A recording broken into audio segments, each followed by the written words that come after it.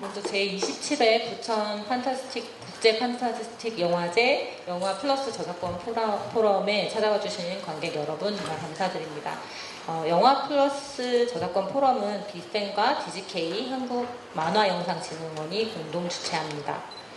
저는 이 프로그램의 전체 기획과 일부 진행을 맡았습니다. 영화를 둘러싼 매체 환경이 급변하고 있다는 사실은 코로나 팬데믹을 지나온 이 시점에 사실 영화인들 뿐만 아니라 영화를 사랑하는 모든 관객분들이 다 실감하고 계시는 사실일 텐데요. 이 시점에 우리가 왜 저작권을 이야기해야 하는 걸까요? 이것은 구름빵, 검정공신, 오징어 게임이라는 작품들이 지난 몇 년간 우리에게 던진 질문들과도 연결되어 있습니다. 이에 대해서 오늘 지금 시작할 1부 이동하는 IP 목소리의 주인은 누구인가라는 토크 프로그램에서는요.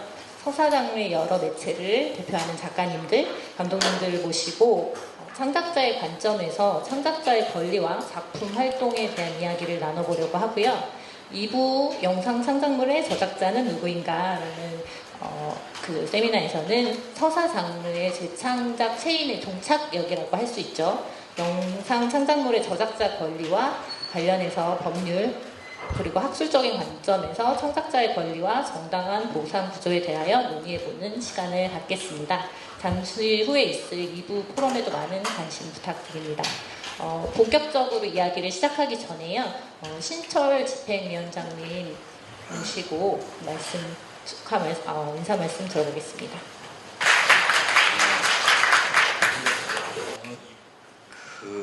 부천 저희 영화제가 계속 이것에 대한 논의를 제 제안을 좀 했었거든요. 그래서 기술적인 환경이라는 게 너무 급격하게 변하고 있고 그래서 멜트다운이 일어나는 것 같아요. 지금 거의 융합 상태가 일어나는 것 같아서 이럴 때 영화가 고전적인 정의의 영화라는 고전적인 영화의 정의를 가지고는 이게 앞으로는 큰일 날 일인 것 같다라고 해서 좀 공부를 좀 시작을 했었고요.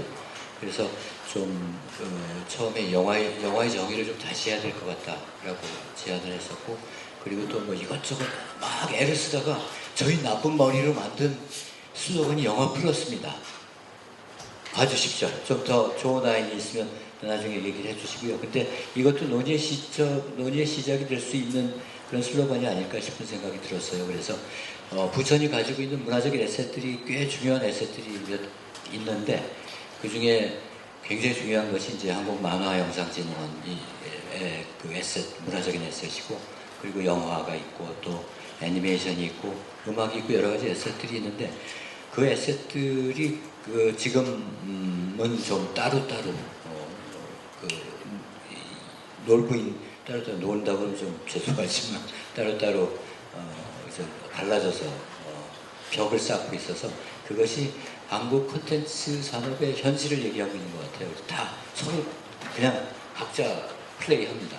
그리고 결국은 그것이 공동의 손해가 돼서 돌아오고 이런 상황이거든요. 그래서 한번 그 논의를 시작해 보자고 이런 자리를 좀 마련했습니다. 그리고 이런 자리를 시작하게 된 것이 대단히 영광이라고 생각합니다.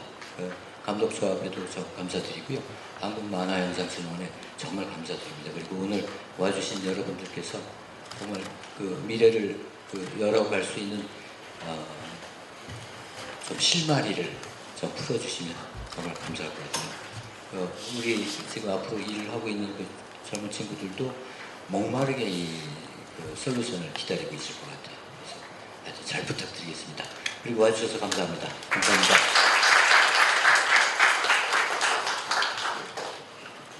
말씀드렸듯이 제가 이 전체 프로그램을 기획하고 부천영화제에 제안을 했는데요. 위원장님 말씀 주신 것처럼 이런 이야기들이 현장에서는 많이 함께 나눌 필요들을 드러내고 있었는데 공적인 자리에서 이야기하기 시작하는 것은 어쩌면 지금이 굉장히 시작 단계에 가까울 거라고 생각이 들어요. 그런 자리를 내어주신 부천영화제와 만화영상진흥원 감사드립니다. 그럼 저희 이제 본격적으로 이야기를 나눠보기 전에 오늘 함께 해주신 패널 작가 감독님들 소개해 드리겠습니다. 각자 인사를 좀 제 옆으로부터 이렇게 드려볼게요. 안녕하세요. 저는 소설 쓰고 현재 대도시의 사랑법이라는 드라마도 집필을 하고 있는 박상영이라고 합니다.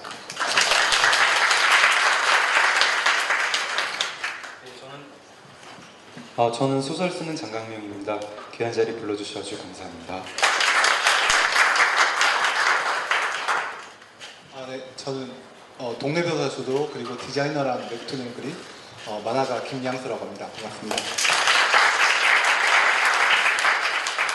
네, 안녕하세요. 저는 SF 소설 쓰는 임태훈이고요. 작품으로는 이제 테른 좀비촌이라는 이제 스포츠 좀비물과 화이트 블러드라는 우주 좀비물을 최근에 집필한 바 있습니다. 잘 부탁드립니다. 네, 안녕하세요. 저는 영화 감독이고 지금은 드라마 감독 이직 준비 중인 박현진이라고 합니다. 영화는 6년째 연애 중 좋아해줘 그리고 넷플릭스 영화 모럴센스를 만들었습니다. 반갑습니다. 네, 오늘 저희가 되게 하고 싶은 얘기가 많은데요. 주어진 시간이 좀 한정적이어서 그래도 계획을 간단히 말씀드리지만 지켜지지 않을 수 있는 계획을 말씀드리면요.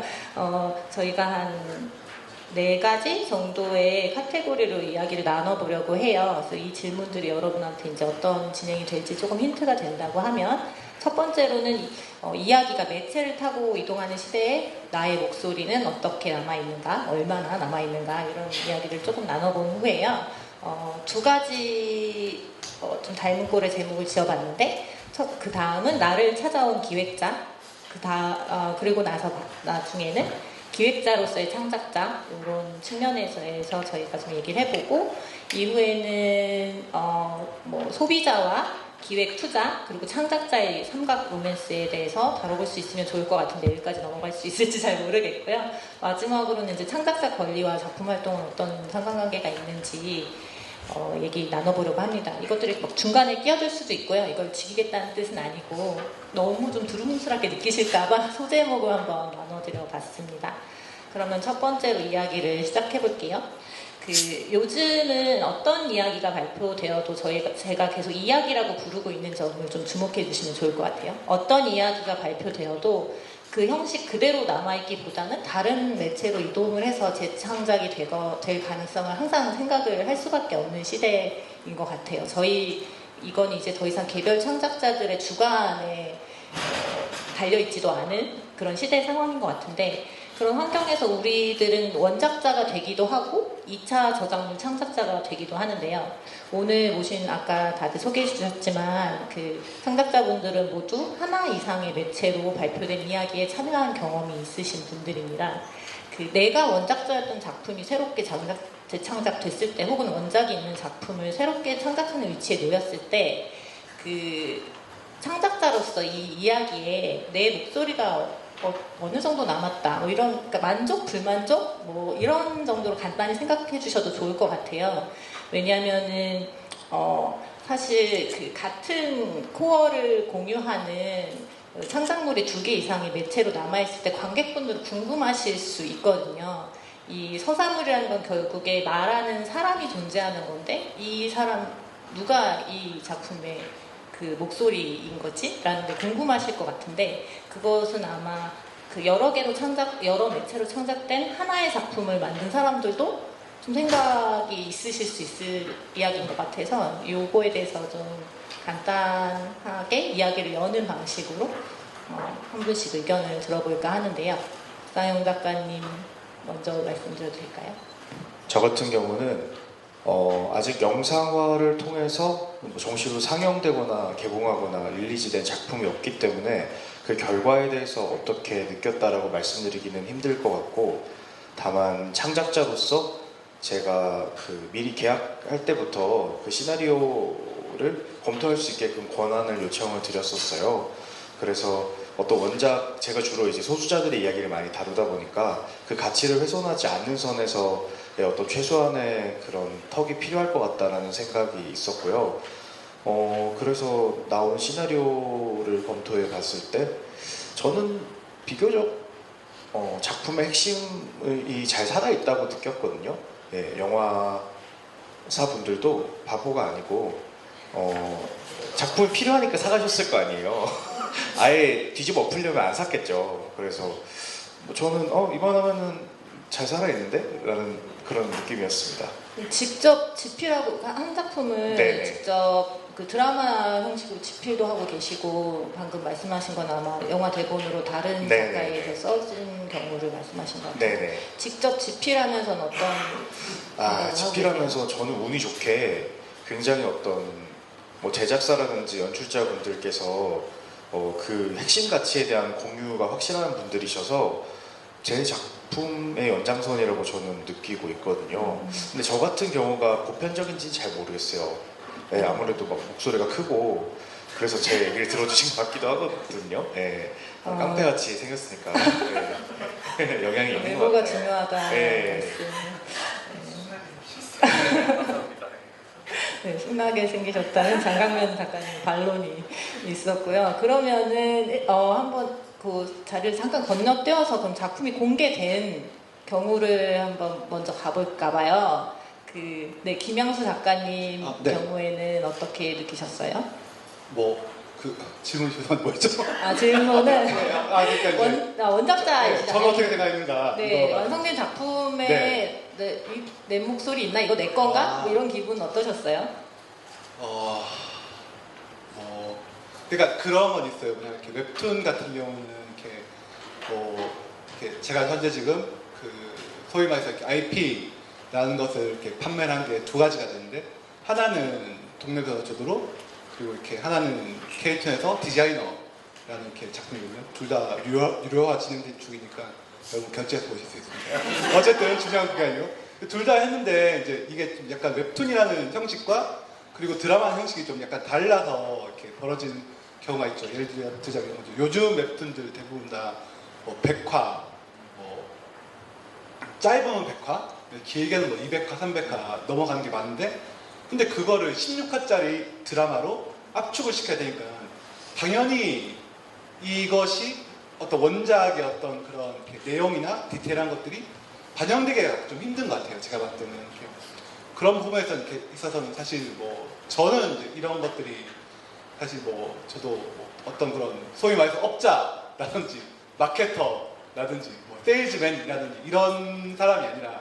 그냥 집에서 이제 그냥 혼자 만화만 열심히 그리는 그런 덕후 같은 사람인데 이제 그런 사람이 제일 처음에 좀 이해를 못했었어요. 사실은 왜 이런 걸 다 빼냐 그리고 왜 이런 걸 좀 반영을 하지 않냐. 근데 그런 사정들을 듣고 보니까 당연히 어떤 매체 간의 특징 때문에 100% 반영되기 힘든 건 있구나. 근데 하지만 이렇게 다행스럽게도 뭐 동네 변호사 조드로 같은 경우에는 중간중간 작가님께서 이렇게 드라마 작가님께서 또 전화 주셔서 뭐 이런 것들에 대해서 어떻게 생각하시냐 이렇게 의견을 나눴었고 이렇게 그런 것도 되게 좋았었습니다.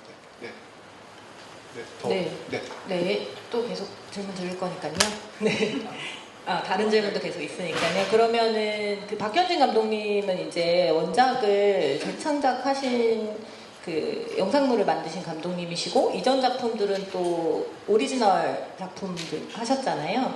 그 두 가지 케이스에서 감독으로서 이것이 내 작품이다 혹은 원작자와 어떤 교류가 있다는 거에 대해 어떤 경험 하셨는지 궁금해요. 저는 사실 뭐 좋아해줘 같은 경우는 시나리오 작가, 원작 작가님이 쓴 걸 각색한 영화였기 때문에 저는 뭐 제가 다 쓴 걸 꼭 연출한다라는 노선의 그런 작가주의 감독이 아니기 때문에 남의 시나리오로 영화를 만드는 거를 절대 못하는 감독과 할 수 있는 감독이 있다면 저는 할 수 있는 감독인 것 같아요. 그래서 뭐 남의 걸 한다 자체로는 다른 경험은 아니었는데 웹툰이 있어서 저는 되게 처음에 든든했거든요. 뭔가 쟁여놓은 에피소드가 너무 많고 그랬는데 금방 김양수 작가님 말씀처럼 특히 드라마는 그래도 분량이 길어서 많이 이제 좀 넣을 수가 있는데 영화의 기승전결은 또 너무 달라요. 2시간 안에 담아야 되기 때문에 저도 처음에 저 또한 이 원작이 마음에 들어서 시작했기 때문에 이 각색하는 그러니까 결국 이제 오리지널 시나리오로 만드는 과정이 너무 힘들었어요. 그래서 계속 작가님에게도 보여드리고 했지만 이 작가님 같은 경우도 되게 또 열려 있으셔서 영화는 다른 매체다. 알아서 하시라. 그리고 저희가 핵심 가치를 손상시키진 않는다는 걸 믿어주셨기 때문에 저희도 피드백을 드렸지만 작가님이 딱히 어떤 그런 반응을 많이 해주시진 않았어요. 그냥 괜찮다, 시나리오는 시나리오대로 재밌다라고 해주셔서 그런 작업 과정은 있었고, 저는 반대로 오히려 원작 팬들이 굉장히 그 원성이 자자했던 피드백을 많이 봤어요. 좋은 거 다 빼먹었다, 감독이. 저희도 찢어지는 가슴인데 참 이거 모르시더라고요. 참 그래서 그런 또 저의 입장에서는 저는 또 이 영화만은 또 이 영화는 저만의 목소리를 담았다라고 생각하고 시나리오를 쓰고 만들었지만 그거는 정말 좀 제가 그 수용자들의 반응은 참 원작이 있는 경우는 굉장히 어렵구나라는 걸 깨달은 경험이었던 것 같아요. 그게 원작에서 출발을 하지만 각각의 매체들이 그 완결된 목소리를 지니게 하려면 사실 그 매체를 관장하는 그 최종 창작자의 몫이 확고하게 있는 것이잖아요. 그런 부분에 있어서 지금 아름다운 케이스와 교류가 많진 않았지만 서로의 입장을 이해했던 케이스, 이렇게 볼 수 있지 않을까 싶은데, 그러면 장강명 작가님과 임태훈 작가님은 굉장히 많은 작품들이 지금 현재 그 영상화 시도가 되고 있는데 아직 세상에 공개되지는 않은 걸로 제가 알고 있는데요. 그 과정에서 그 어떤 위치에 계세요? 저는 이제 1차 창작물인 소설을 쓰는 사람이고요. 원작 소설이 여러분이 볼 수 있는 플랫폼이나 영화관에 걸리기까지 10개 정도의 능선이 있다고 저는 생각하거든요. 이제 보통 많이 진행된 건 이제 7부 능선과 8부 능선 정도에 멈춰서 있고, 어떤 건 아직 출발 지점을 하지 못한 채 또 이제 코로나 사태로 그 영화계가 많이 힘들었잖아요. 그래서 미리 병목 현상을 일으키고 있는 작품들이 있고, 또 전 이제 SF 소설을 쓰다 보니까 SF는 좀 신선한 기획 대신에 많은 자본이 투입이 되고 거기에 제작사들과 배우들이 관심을 가져야 하는데 그런 좀 힘겨운 상황을 겪고 있고, 반면에 이제 질문 주신 거에 제가 좋은 어떤 경험을 했던 일화를 잠깐 들려드리고 싶은데, 보통은 이제 원작자의 길은 두 개로 나뉘어요. 권리를 넘기고 그냥 자기 작품을 또 차기작을 쓰는 거죠. 또 어떤 좀 소수의 케이스는 내가 직접 각본 작업을 하고 싶다라고 해서 원작자가 직접 각본을 쓰는 경우가 있습니다. 그래서 드물게 이따가 최근에는 늘어나고 있는데, 저 같은 경우에는 전자에 늘 속했었어요. 그러다가 이제 SF 소설은 소재와 세계관의 중력이 굉장히 강하거든요. 그래서 한 번은 감독님께서 1년 정도 회의를 해줬으면 좋겠다. 그래서 이 세계관을 가지고 영화와 드라마에 걸맞는 에피소드를 뽑아내는데, 물론 이제 실력 있는 시나리오 작가님과 혹은 감독님과 스태프분들이 하시는 게 좋지만 그 세계관을 먼저 제일 처음 만들어낸 사람이 소설가이기 때문에 회의에 참여해달라는 제안을 받았고요. 저는 이제 회의를 하고 제가 뭘 해야 되는 건 없었어요. 트리트먼트를 쓰거나 시나리오를 써야 되는 의무로부터 벗어난 채 돈을 받았습니다. 그래서 소설가 입만 터는데 돈을 준다고? 그래서 그런데 그게 처음엔 가볍게 생각했다가 굉장히 많은 공부가 됐어요. 이게 소설가로서 생각하는 원작과 마지막에 이게 영상으로 최종 결과물이 진행되는 감독님과 스태프분들과의 어떤 회의나 1년간의 교류를 통해서 각 매체별로 굉장히 큰 차이점이 있고, 그래서 거기에 대해서 좀 공부를 하게 되고 좀 이 바닥에 굴러가게 되는 생리를 알게 되고, 제가 어떤 영화계에서의 되게 절대 권력자라고 생각했던 감독님들조차 어떻게 보면 자유롭지 못한 부분들이 있다라는 것을 좀 알게 되어서, 이게 아마 SF 작가들만의 고유 경험이라기보다는 꼭 원작자가 최종 결과물까지 가는 데 있어서 좀 다양하게 참여할 수 있는 그게 좀 많이 생겼으면 좋겠다는 생각을 해요. 그래서 어떤 흑백 논리처럼 끝까지 각본으로 책임지는 것과 아예 방임하는 것에 두 갈래의 길만 있다면 지금처럼 아마 계속 이제 독자들도 어떤 니즈를 채우지 못한 채 원성을 가질 수 있지 않을까. 그래서 좀 그런 좋은 사례도 있다라는 걸 한번 말씀드리고 싶었습니다. 네네. 진짜 좋은 사례인데요. 장강명, 사실 궁금한 게 있지만 조금 나중에 여쭤볼게요. 장강명 작가님도 같은 질문 한번 다시 들어본다면. 저는 사례를 몇 개 드릴 수 있을 것 같은데요. 뭐 이런 겁니다. 내년 초에 이제 댓글 부대가 영화로 나오는데 원작 소설의 주인공은 악당 집단이에요. 인터넷 여론 조작을 하는 그 실행자들이 주인공이고 조연이 이제 그 실체를 파헤치려는 뭐 신문 기자. 그러니까 여기가 이제 정의의 편이 조연인 거고 악당이 주인공이죠. 그리고 이 톤이 되게 어둡고 결말도 밝지 않습니다. 밝지 않은데 이거를 장편 상업 영화로 만들려고 하다 보니까 제작진에서는 너무나 확고한 거예요. 이거 해피엔딩이 돼야 되고 이게 관객들이 극장 밖으로 나갈 때 기분 우중충하게 나가는 거랑 역시 정의가 살아있구나 뭐 희망을 품고 나가는 거랑 관객 수가 너무 다르잖아요. 이게 해피엔딩이 되려고 그러니까 주인공이 바뀌어야 돼요. 조연이 주연이 돼야 되고 주연이 조연이 돼야 되고 그리고 뭐 저한테 그런 의견을 전했을 때 저도 반대하지 않죠. 왜냐면 저도 거기 이제 로열티가 러닝 개런티가 있고 영화 잘 됐으면 좋겠다 이런 생각이 있고요.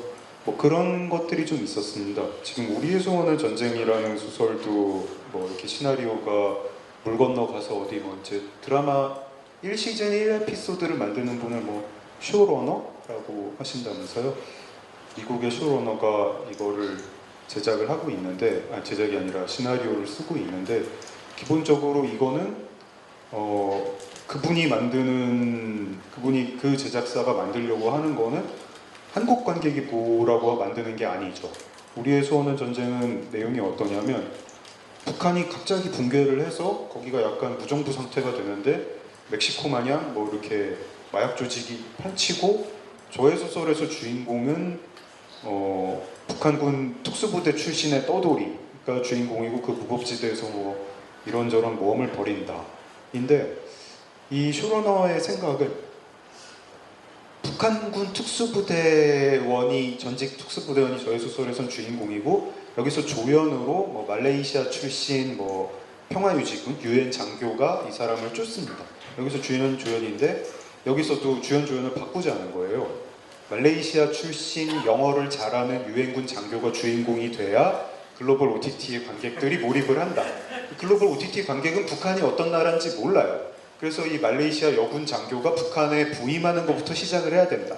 이 사람이 주인공이고 이렇게 제이슨 본 같은 걔는 조연이어야 수수께끼의 조연이어야 된다.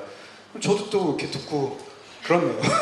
왜냐면 그것도 로열티가 러닝 개런티가 있기 때문에 어떻게 될지 모르겠습니다. 이제 뭐 댓글 부대는 상영이 확정이고 우리의 소원은 전쟁은 제작이 어떻게 될지 투자를 어떻게 받을지 모르겠는데 그런 일들이 몇 개 있더라고요. 그 전에는 제가 이제 말씀은 못 드리겠는 어떤 소설이 있는데 이 소설은 비슷해요. 우리의 소원의 전쟁이랑 비슷한데 무조건 중국에서 히트를 해야겠다. 이 소설 배경이 또 중국이었거든요.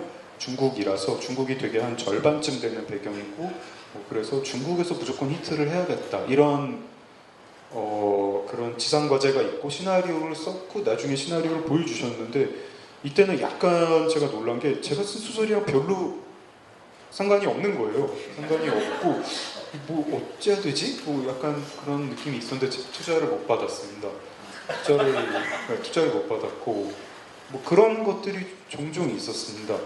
근데 제 입장에서 그러니까 이야기의 어떤 본질이 훼손되느냐 안 되느냐를 말씀을 이제 드려야 될 때 이야기의 본질이 뭔지 잘 모르겠는 그런 경우들이 있었어요. 제 단편 소설이 단편 영화가 된 게 있었는데 이야기는 그대로인데 제 단편 소설에서는 여자 과장과 신입 알바생 사이의 갈등이었습니다. 뭐 그리고 저는 어떤 뭐 계급의 이야기를 하고 싶었는데 단편 영화가 되면서 여자 과장이 남자 과장으로 바뀌니까 얘기는 그대로인데 느낌이 너무 다르더라고요. 중년 남자와 신입 여자 알바생의 갈등이 원래 소설을 썼을 때 생각했던 그 톤이 아닌 거예요. 그런 게 있었고 연극으로 이제 몇 번 뭐 어떤 소설들이 상연이 된 적이 있었는데 정말 대사도 그대로고 등장인물도 그대로고 하는데 되게 그 연극 연출자분이 의도하신 톤이 제가 생각한 그러니까 이 연극 연출자분은 그 극단에서는 이 장면이 무엇을 가리킨다라고 생각하시는 어떤 해석이 있으셨던 것 같습니다.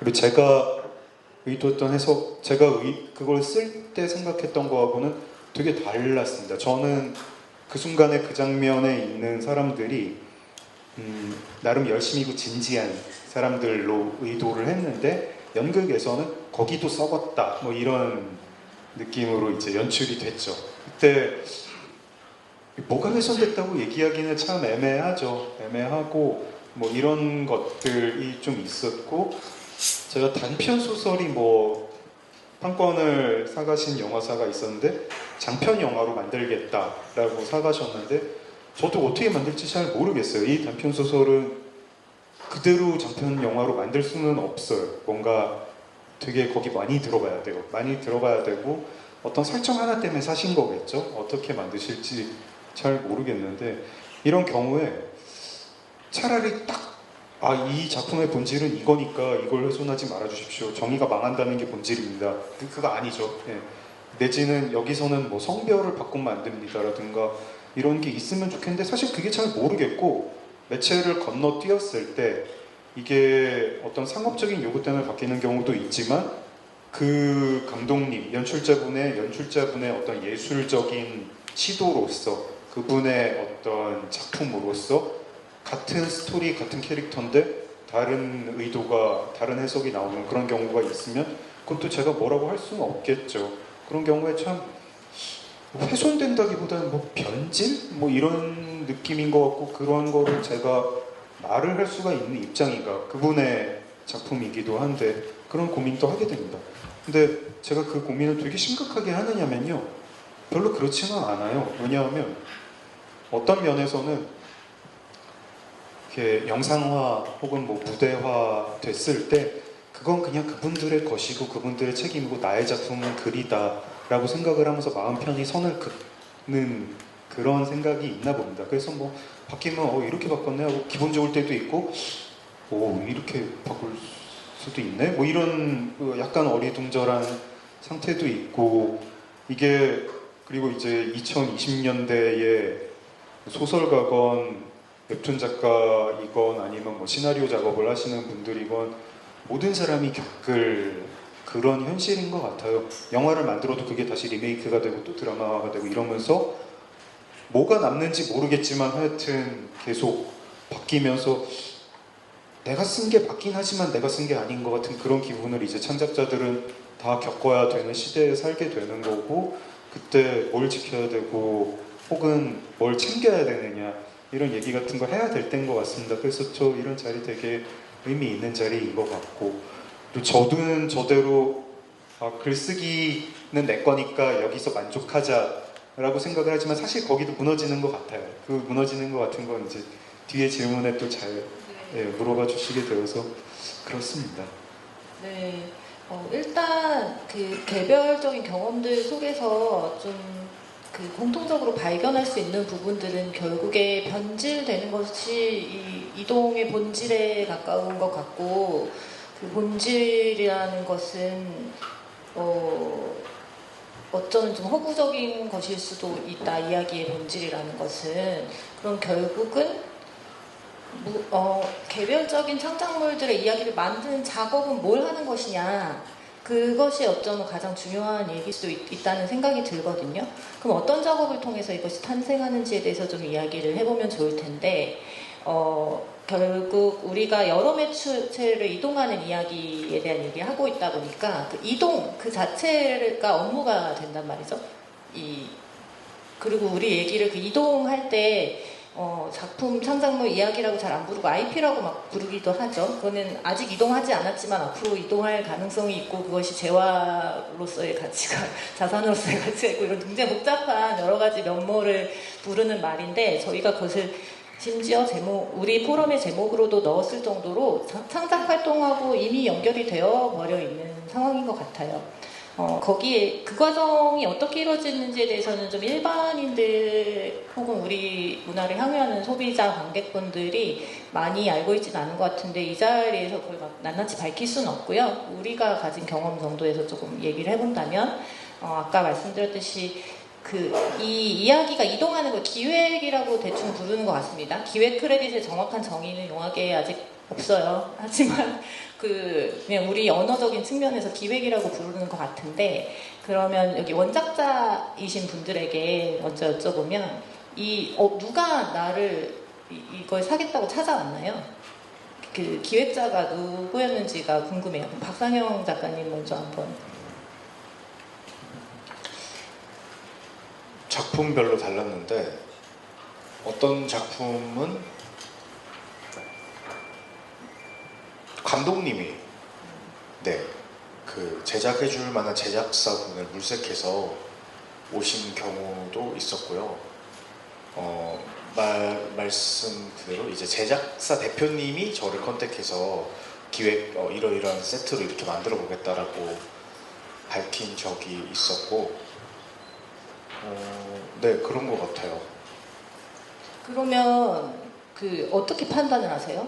이자에게 이 기획을 허락할 것인가 말 것인가에 대한. 여러분, 저작권의 핵심은 돈이잖아요.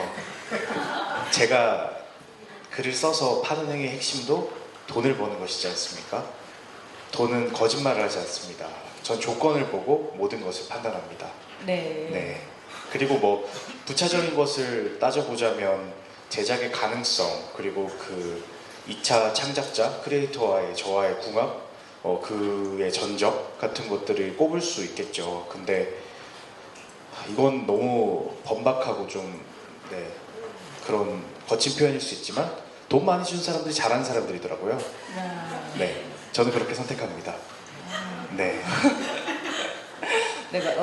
굉장히 공감이 되는 뼈를 때리는 기준이라고. 그렇지 않으신가요? 원래 돈 많이 주는 데서 잘 만들더라고요. 많이 달라고 했는데 안 주는 데는 못 만들 때더라고요. 그럼에도 불구하고 여러 가지 기준, 아까 돈 외의 기준도 말씀해 주셨는데, 다른 작가님들도 다른 경험을 통해서 나는 돈도 돈인데 돈이더라 이런 대답을. 장강윤 작가님은 어떠세요? 많은 접촉과 그 거래를 형성시킨 것 같으신데. 저는 최근에는 이제 에이전시가 있으니까 에이전시에서 해주시죠.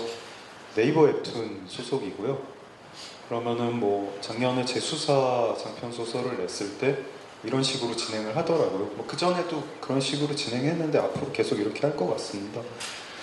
네이버 웹툰에서 이거 사갈 만한 제작사한테 쭉 뿌리고 언제까지 입찰 받습니다. 그래서 경매를 하는 셈이고, 경매하면 제작사 중에서 이제 몇 군데가 뭐 우리 할래요 이렇게 하면은 조건을 쭉 이제 네이버 웹툰에서 걸져요. 이러저러한 거를 가지고 레터를 보내주세요. 액수, 그다음에 영화로 만드실 거예요, 드라마로 만드실 거예요, 어떻게 만드실 거예요, 그 제작사는 여태까지 뭐 만들었어요, 이런 거 해가지고 이렇게 보내주면, 제가 계약 관계가 정확히 네이버 웹툰이랑 어떻게 돼 있는지 잘 모르겠어요. 뭐 이렇게 막 계속 엄청 두꺼워가지고 아마 뭐 독점 중개권 뭐 이런 거를 제가 넘기는 계약일 텐데, 그게 아마 제가 생각하기에는 제가 반대해도 네이버 웹툰이 이걸로 가자라고 하면은 그렇게 가는 거 아닐까? 그 조항을 엄밀히 따져보면 그렇지 않을까 싶기도 하지만, 뭐 네이버 웹툰에서 제 의사를 존중해 주죠. 존중해 주고 이러저러하게 레터가 들어왔는데 저희 생각에는 여기가 제일 괜찮은 것 같아요 라고 하기도 하고, 뭐 저도 박상현 작가님처럼 그때 뭐 결국 제일 눈이 돌아가는 거는, 눈이 꽂히는 건 숫자죠. 숫자인데 이제 뭐 거의 뭐 대부분 그 숫자가 기준이 될 텐데, 약간 뭐 다른 것들 저는 모르는 거, 그러니까 제가 영상업계를 모르기 때문에 저는 알 수 없는 정보를 판권 매니지먼트사에서 말씀도 해주시기도 합니다. 이 제작사는 지금 이 소설이랑 되게 비슷한 영화를 하나 만들고 있어요. 만들고 있는데, 그래서 저작권 논란이, 표절 논란이 날 것 같아서 방어용으로 살려는 거 아닌가 싶어요. 뭐 이런 것들 저는 절대 모르죠. 절대 모르고, 그것도 뭐 기준은 되죠. 기준은 되고, 또 어디는 이분은 굉장히 뭐 이 감독이 하신다면 이 감독이 어디 OTT가 되게 주목하는 감독이에요. 이 감독이 이거를 만든다고 하면은 어느 OTT 진출권을 사실상 얻는 셈이에요. 뭐 이런 식의 조언들 들으면은 그것도 기준이 되죠. 그러니까 무조건 뭐 이렇게 이 숫자라는 것도 한 번에 받는 숫자가 있고 뭐 플러스 뭐 이런 식으로 개봉을 하면 그때 받는 숫자도 있고 뭐 이런 식으로 하니까 조금 복잡해지잖아요. 그럴 때는 아, 이게 제작을 확실히 제작이 들어가겠구나, 투자를 받겠구나 하는 이런 것도 고려를 하게 되고, 또 저도 저의 욕심이 있으니까 이게 어쨌든 와 이게 막 전 세계 사람들이 보는 작품이 되는 거야? 그러면 더 끌리기도 하고, 그런저런 것들이 뭐 판단할 때 판단 기준점이 되는데, 중요한 거는 제가 판단 못 한다는 거죠. 그 IP 시장이라는 시장이 열렸고, 콘텐츠 시장이라는 시장이 열렸고, 창작자가 창작물 하나 들고 시장에 나왔는데 길 잃은 어린아이 같아요. 여기서 그거를 전문으로 이 업계에 알고 많이 팔아본 사람이 없으면 그게 가능하지 않겠다. 고르는 것도 그렇지만 어디에 팔아야겠다라고 하는 것도 그렇지만, 팔기로 마음을 먹고 나면 그 다음부터 왔다 갔다 하면서 조건 정하고 협상하고 뭐 이런 것들이 있는데, 제가 이게 개인 창작자가 특히 뭐 글 쓰고 뭐 그림 그리고 영화 만들고 하는 사람이 가능한 시장인가? 제가 뭐 그런 뭐 권익단체들 뭐 이런 거 얘기가 가끔 나올 때 하는 얘기가 있거든요. 뭐 작년에는 문화예술위원회 뭐 직원 워크숍 하는 데 가가지고, 문화예술위원회가 지금 뭐 첫 책 만들기 지원 사업 같은 걸 하는데, 지금 뭐 텀블벅이 되는 시대에 그 첫 책 만들기 지원을 정부 돈으로 하는 게 그게 과연 맞는 걸까? 그거보다는 제 생각이 IP 시장의 길 잃은 어린아이로서 느끼는 여기에 힘은 뭐냐면 변호사인 것 같아요. 법률 조언을 얼마나 받느냐. 근데 이게 개인 창작자가 네이버 웹툰은 사내 변호사가 있죠. 그리고 어떤 판권 에이전시들은 뭐 로펌이랑 계약을 하든 사내 변호사를 두든 그 계약을 할 때 이 조항을 이렇게 하면 불리해지고 이 조항은 위법이고 이런 걸 알려줄 수 있는데, 거기서 한 발 물러나 있는 사람이랑 그 법률 서비스에 억세스가 되는 사람이 IP 시장에서 너무 차이가 큰 것 같습니다. 그리고 거기 한 발 물러나 있는 사람한테 어떻게 해야 되느냐, 무슨 뭐 법률구조공단 비스무리한 그런 서비스를 뭐 예술위원회 같은 데서 해줄 수 있지 않을까? 그런 게 필요하지 않을까? 그런 생각도 해봅니다. 그래서 거기서 그때 그런 말씀을 작년에 워크숍 때 한번 드렸었어요. 약간 뭐 올해 뭐 그런 프로그램을 진행하시더라고요. 네, 뭐 저희 농담은 법률 개를 들어야 되는 거 아니에요? 이런 얘기도 하고 막. 근데 저도 네.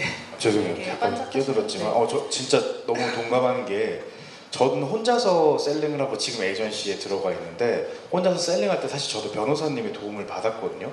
근데 그렇지 않았으면 못했을 거예요. 왜냐면 말씀하신 대로 너무나도 첨예한 어떤 문제들이 많이 있기 때문에 너무 동의하는 마음에서 네, 마이크를 잡았습니다. 네. 네네네. 제 생각에 IP 시장이 전부 다 그냥 변호사 싸움 시장이 되지 않을까, 이런 생각도 약간 듭니다. 네네네. 그것이 바람직할 것인가는 좀 또 이따 뭐 오늘 못할지도 모르지만 하여튼 또 얘기해볼 문제인 것 같은데, 그 김양수 작가님은 그 누가 찾아왔던가요? 이게 너무 실명이 되나요?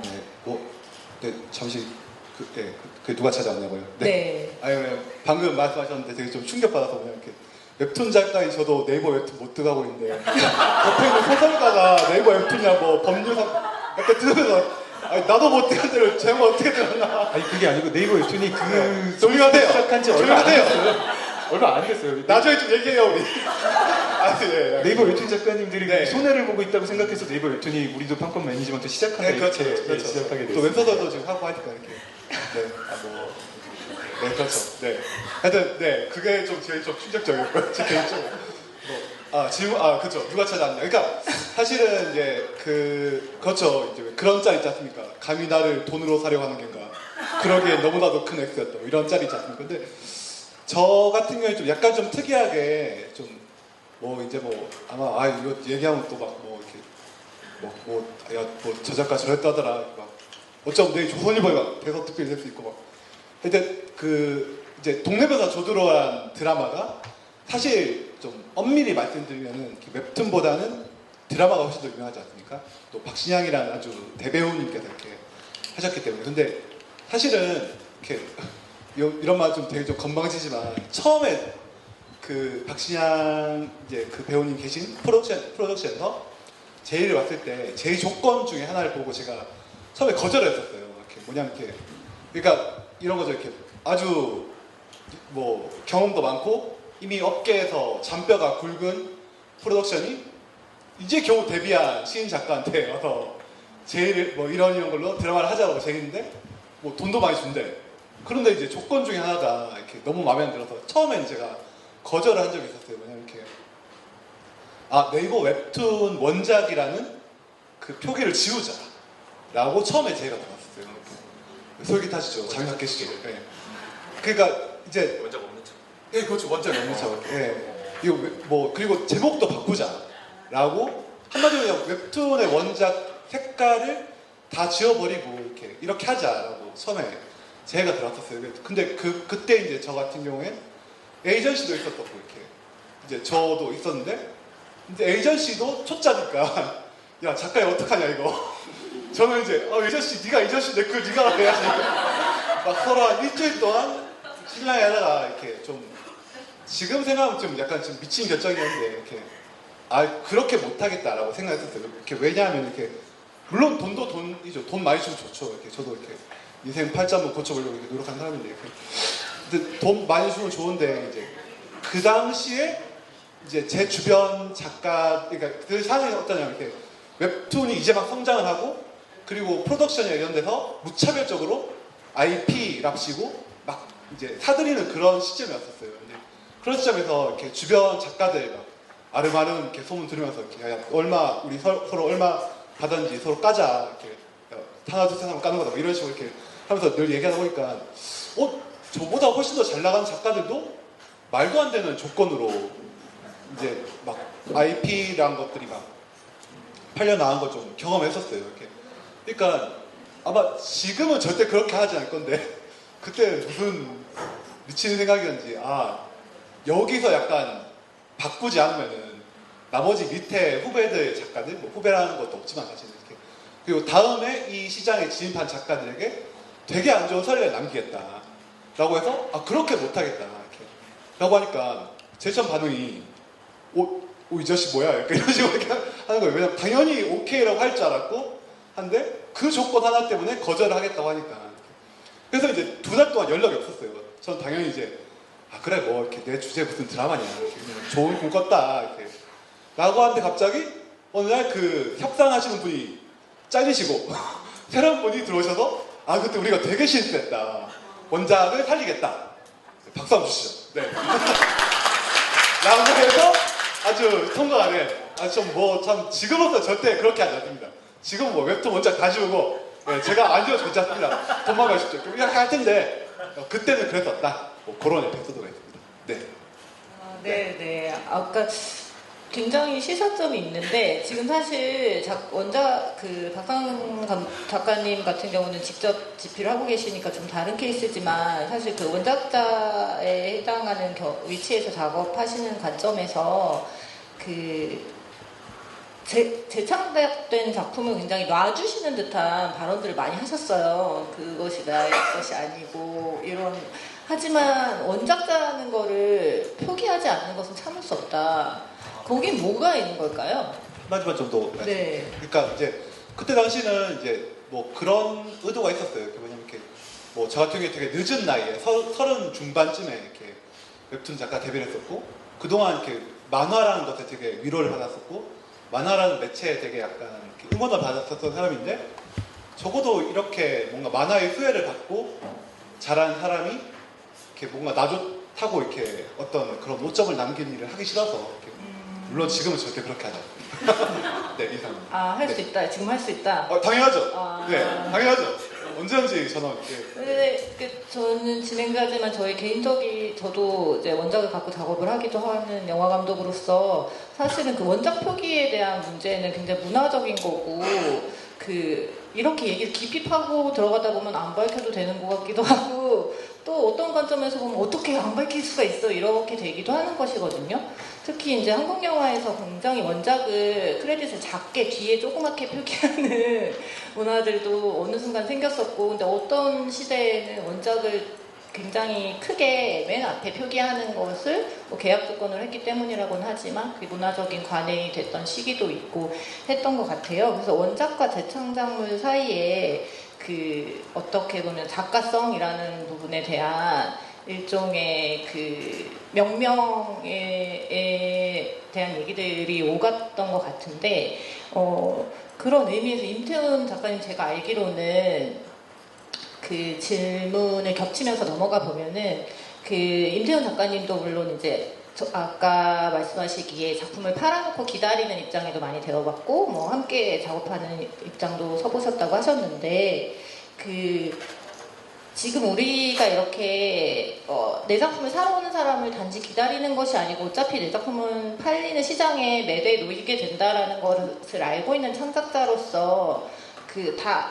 마치 여기서 그 텍스트에서 끝날 것처럼 작업을 하고 그 다음에 매대에 내놓는 게 아니라 이 환경에서 우리는 쓰고 있다는 걸 알고 있잖아요. 그런 부분에 대해서 굉장히 그 인식을 강하게 갖고 계시고 또 그 매체를 넘어서 많은 작업을 하신 걸로 알고 있는데, 그 기획자로서 창작자인 자신에 대해서 지금 현재 환경을 어떻게 보고 계세요? 나는 어떻게 준비를 해서 시장에 내놓는데 그것이 지금 이 IP 시장에서 내 롤을 평가받고 있다고 생각하시는지 아니면 좀 약간 헤매고 있다. 일단 저는 없던 시장이 원작자에게 갑자기 생겨서 굉장히 좋은 긍정적인 측면이 있다고 생각하고요. 그게 이제 넷플릭스나 디즈니 플러스 같은 OTT 시장이고, 그래서 이 이제 공교롭게 코로나 사태가 극장을 얼어붙게 만들었고 OTT 시장에 어떤 많은 아이템들과, 그래서 뭐 영화로 판권을 사가신 분들이 지금 영화 시장이 어렵게 생겼고 관객들이 영화관을 찾기 어려운 상황이니 이걸 수정해서 6부작이나 8부작 드라마로 갑시다라고 하는 어떤 큰 지각 변동 같은 게 생겼었어요.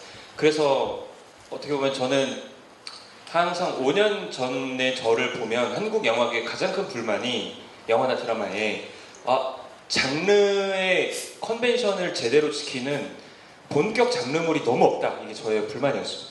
꼭 비단 SF만의 문제가 아니라, 그런데 OTT 시장이 생기면서 어떤 저의 수요를 많이 챙겨주는 장르물들이 굉장히 많이 기획되고, 그래서 예전에는 이제 잘 시도되지 않았던 웹툰이나 웹소설 같은 굉장히 어떻게 보면 대중과 가장 가까운 위치에서 숨쉬고 있는 IP들도 대중적으로 올라오고 있잖아요. 그게 저에게 있어서는 SF를 꾸준히 써왔고, 언제나 SF는 현실적으로 만들어지기 어렵다, 불가능하다라는 것만 좀 가스라이팅을 당해오던 사람으로서 그게 가능할지도 모르고 가능해지고 있다라는 게 저에게는 굉장히 고무적이고요.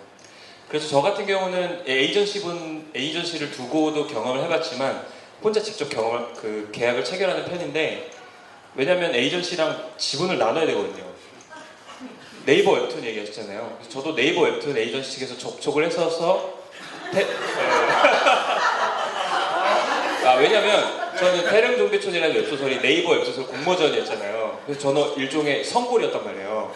그래서 들어가서 보통 이제 연재가 중반 정도 진행됐을 때 에이전시에게 접촉이 온다고 동료 작가님에게 들었는데, 이게 제 자랑이지만 1주 연재 오픈하자마자 접촉이 온 거예요.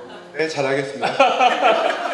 그래서 저도 똑같이 막 열린 마음으로 계약서를 봤죠. 근데 이게 너무 지분을 많이 가져가는 거예요. 이게 뭐지? 그럼 내가 나가서 팔면 이걸 다 먹는데 네이버에게 이걸 나눠준다고? 그래서 거절했습니다. 그쪽에서도 얘가 지금 웹소설 처음 작품을 하는 애가 쟁쟁한 로맨스 작가님들도 다 우리에게 맡기는데 얘는 뭔 배짱을 혼자 하겠다고 그러지? 그래서 결국 혼자 한 끝에 이제 만족스러운 계약을 체결했는데, 그 과정에서 제가 무엇을 겪었냐면 이 연애 시장이랑 비슷해요. 여기 이제 여성분들이 많으신데 제가 여성의 입장으로 잠깐 빙의를 해보자면, 어떤 남자가 저에게 이제 프로포즈를 해오는 거죠. 교제를 합시다. 그런데 내가 봤을 때 얼굴도 내 스타일이 아니야. 혹은 좀 별로야. 별로야. 그렇게 거절을 했는데 보통 그런 경험 해보셨을 거예요. 그럴 때 구애를 하던 남성의 태도가 갑자기 변하는 경우가 있습니다. 야, 내가 너 좀 귀엽게 봐주려고 했는데 나니까 너를 이렇게 좋게 봐주는 거지. 너 사실 키도 내 취향이 아니고 너 학벌 나보다 딸리잖아. 이런 식으로 후려치기를 하는 경험을 당해보셨을 거예요. 똑같이 원작자가 그런 경우를 당하는 경우가 있습니다. 그래서 저의 기준은 첫 번째가 돈이지만 돈을 제외하고 중요한 기준을 보면 그렇게 제가 이제 조건 딜을 할 때 가스라이팅을 시도하지 않는 제작사들이 있어요. 드물게. 저는 이제 좀 그런 분들을 좀 좋게 봤었어요. 그러니까 그게 어떤 원작자를 존중하는 태도라고 생각하고 특히 아까 말씀하셨지만 원작 크레딧을 지우려 한다던가 아니면 무슨 폰트 크기를 작게 만들려고 한다던가 그러니까 어떤 식으로든 그게 다양하게 가스라이팅이 이루어지거든요. 어떻게든 원작자의 권리를 적게 하려고 하고 돈을 적게 주려고 하고 돈을 많이 주는 대신 뭔가 오리지널리티를 빼앗아가려고 한다든지 그런 것들이 근데 이게 연애 시장도 마찬가지로 내 자존감이 나는 사랑받을 자격이 있어라는 자존감이 탄탄하게 있으면 그런 뚜재기를 그냥 내칠 수 있거든요. 다음에 좋은 남자가 반드시 나를 찾아올 거야 라는 확신이 있으니까. 그런데 신인 작가들이나 그런 경험이 없으면 이게 내 마지막 동아줄이었을 수도 있지 않을까? 이런 생각을 할 수 있어요. 그래서 저는 늘 좀 강연을 나가거나 이런 자리가 있을 때 늘 하는 게 한 사람을 매료시킨 아이디어는 반드시 두 번째 매료자들을 데리고 온다고 믿어요. 그래서 연애 시장에서 자존감을 가져야 되는 것처럼 원작자도 누가 나를 가스라이팅 하더라도 내 작품은 사랑받을 자격이 있어. 어디서든 제값을 받고 좋은 데 시집 보낼 거야 라는 느낌으로 좀 기다렸었으면 하는 바람이 있습니다. 그래서 아까 너무 분노를 해가지고 크레딧을 지워? 말도 안 되는 얘기예요. 네, 크레딧 얘기도 사실 제가 오늘의 그 내용 안에 기획을 넣지 못했는데 분명히 굉장히 계속 반복되는 시사점이 있는 이야기라고 생각이 들어요.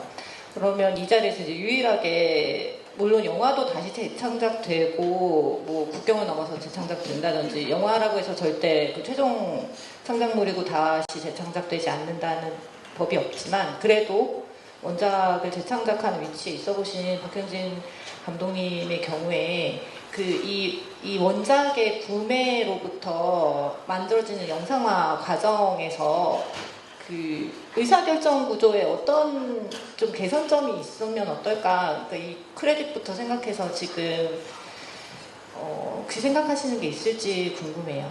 의사결정 과정이라는 게 어떤 걸까요? 지금 구매를 하는 거? 구매 가격은 이제 창작사가 끼어들기는 좀 쉽지 않은데 원작의 타이틀의 존중이라든지 혹은 그 원작 내용을 뭐 어떤 식으로 변화해 갈 때 그 협조 과정이라든지 이런 부분이 지금 현재 그 업무 과정 속에 이렇게 충분히 세심하게 배려되어 있지 않기 때문에 이런 그 개별적으로 뭐 가스라이팅이라든지 이런 감정들을 우리가 느끼게 됐던 것 같은데 그 한계가 있다고 생각하시면 창작자로서 내가 할 수 있는 역할이 여기까지였다라든지 뭐 대안을 박 감독님한테 달라고 할 수는 없고요. 그러니까요. 저도 힘들겠는데 뭐 사실 의사결정은 이제 제 개인적인 사례로 얘기를 들자면 저는 이미 원작을 산 제작자에게 제안을 받았어요. 읽고 영화로 하겠다 2시간짜리 근데 너무 방대하다 그랬더니 원작자께서도 아직 심지어 그때 연재가 끝나지도 않은 상황이었어요. 반 정도 연재된 상황이었기 때문에 이미 그때 샀고 저희가 영화를 만들겠다라는 결정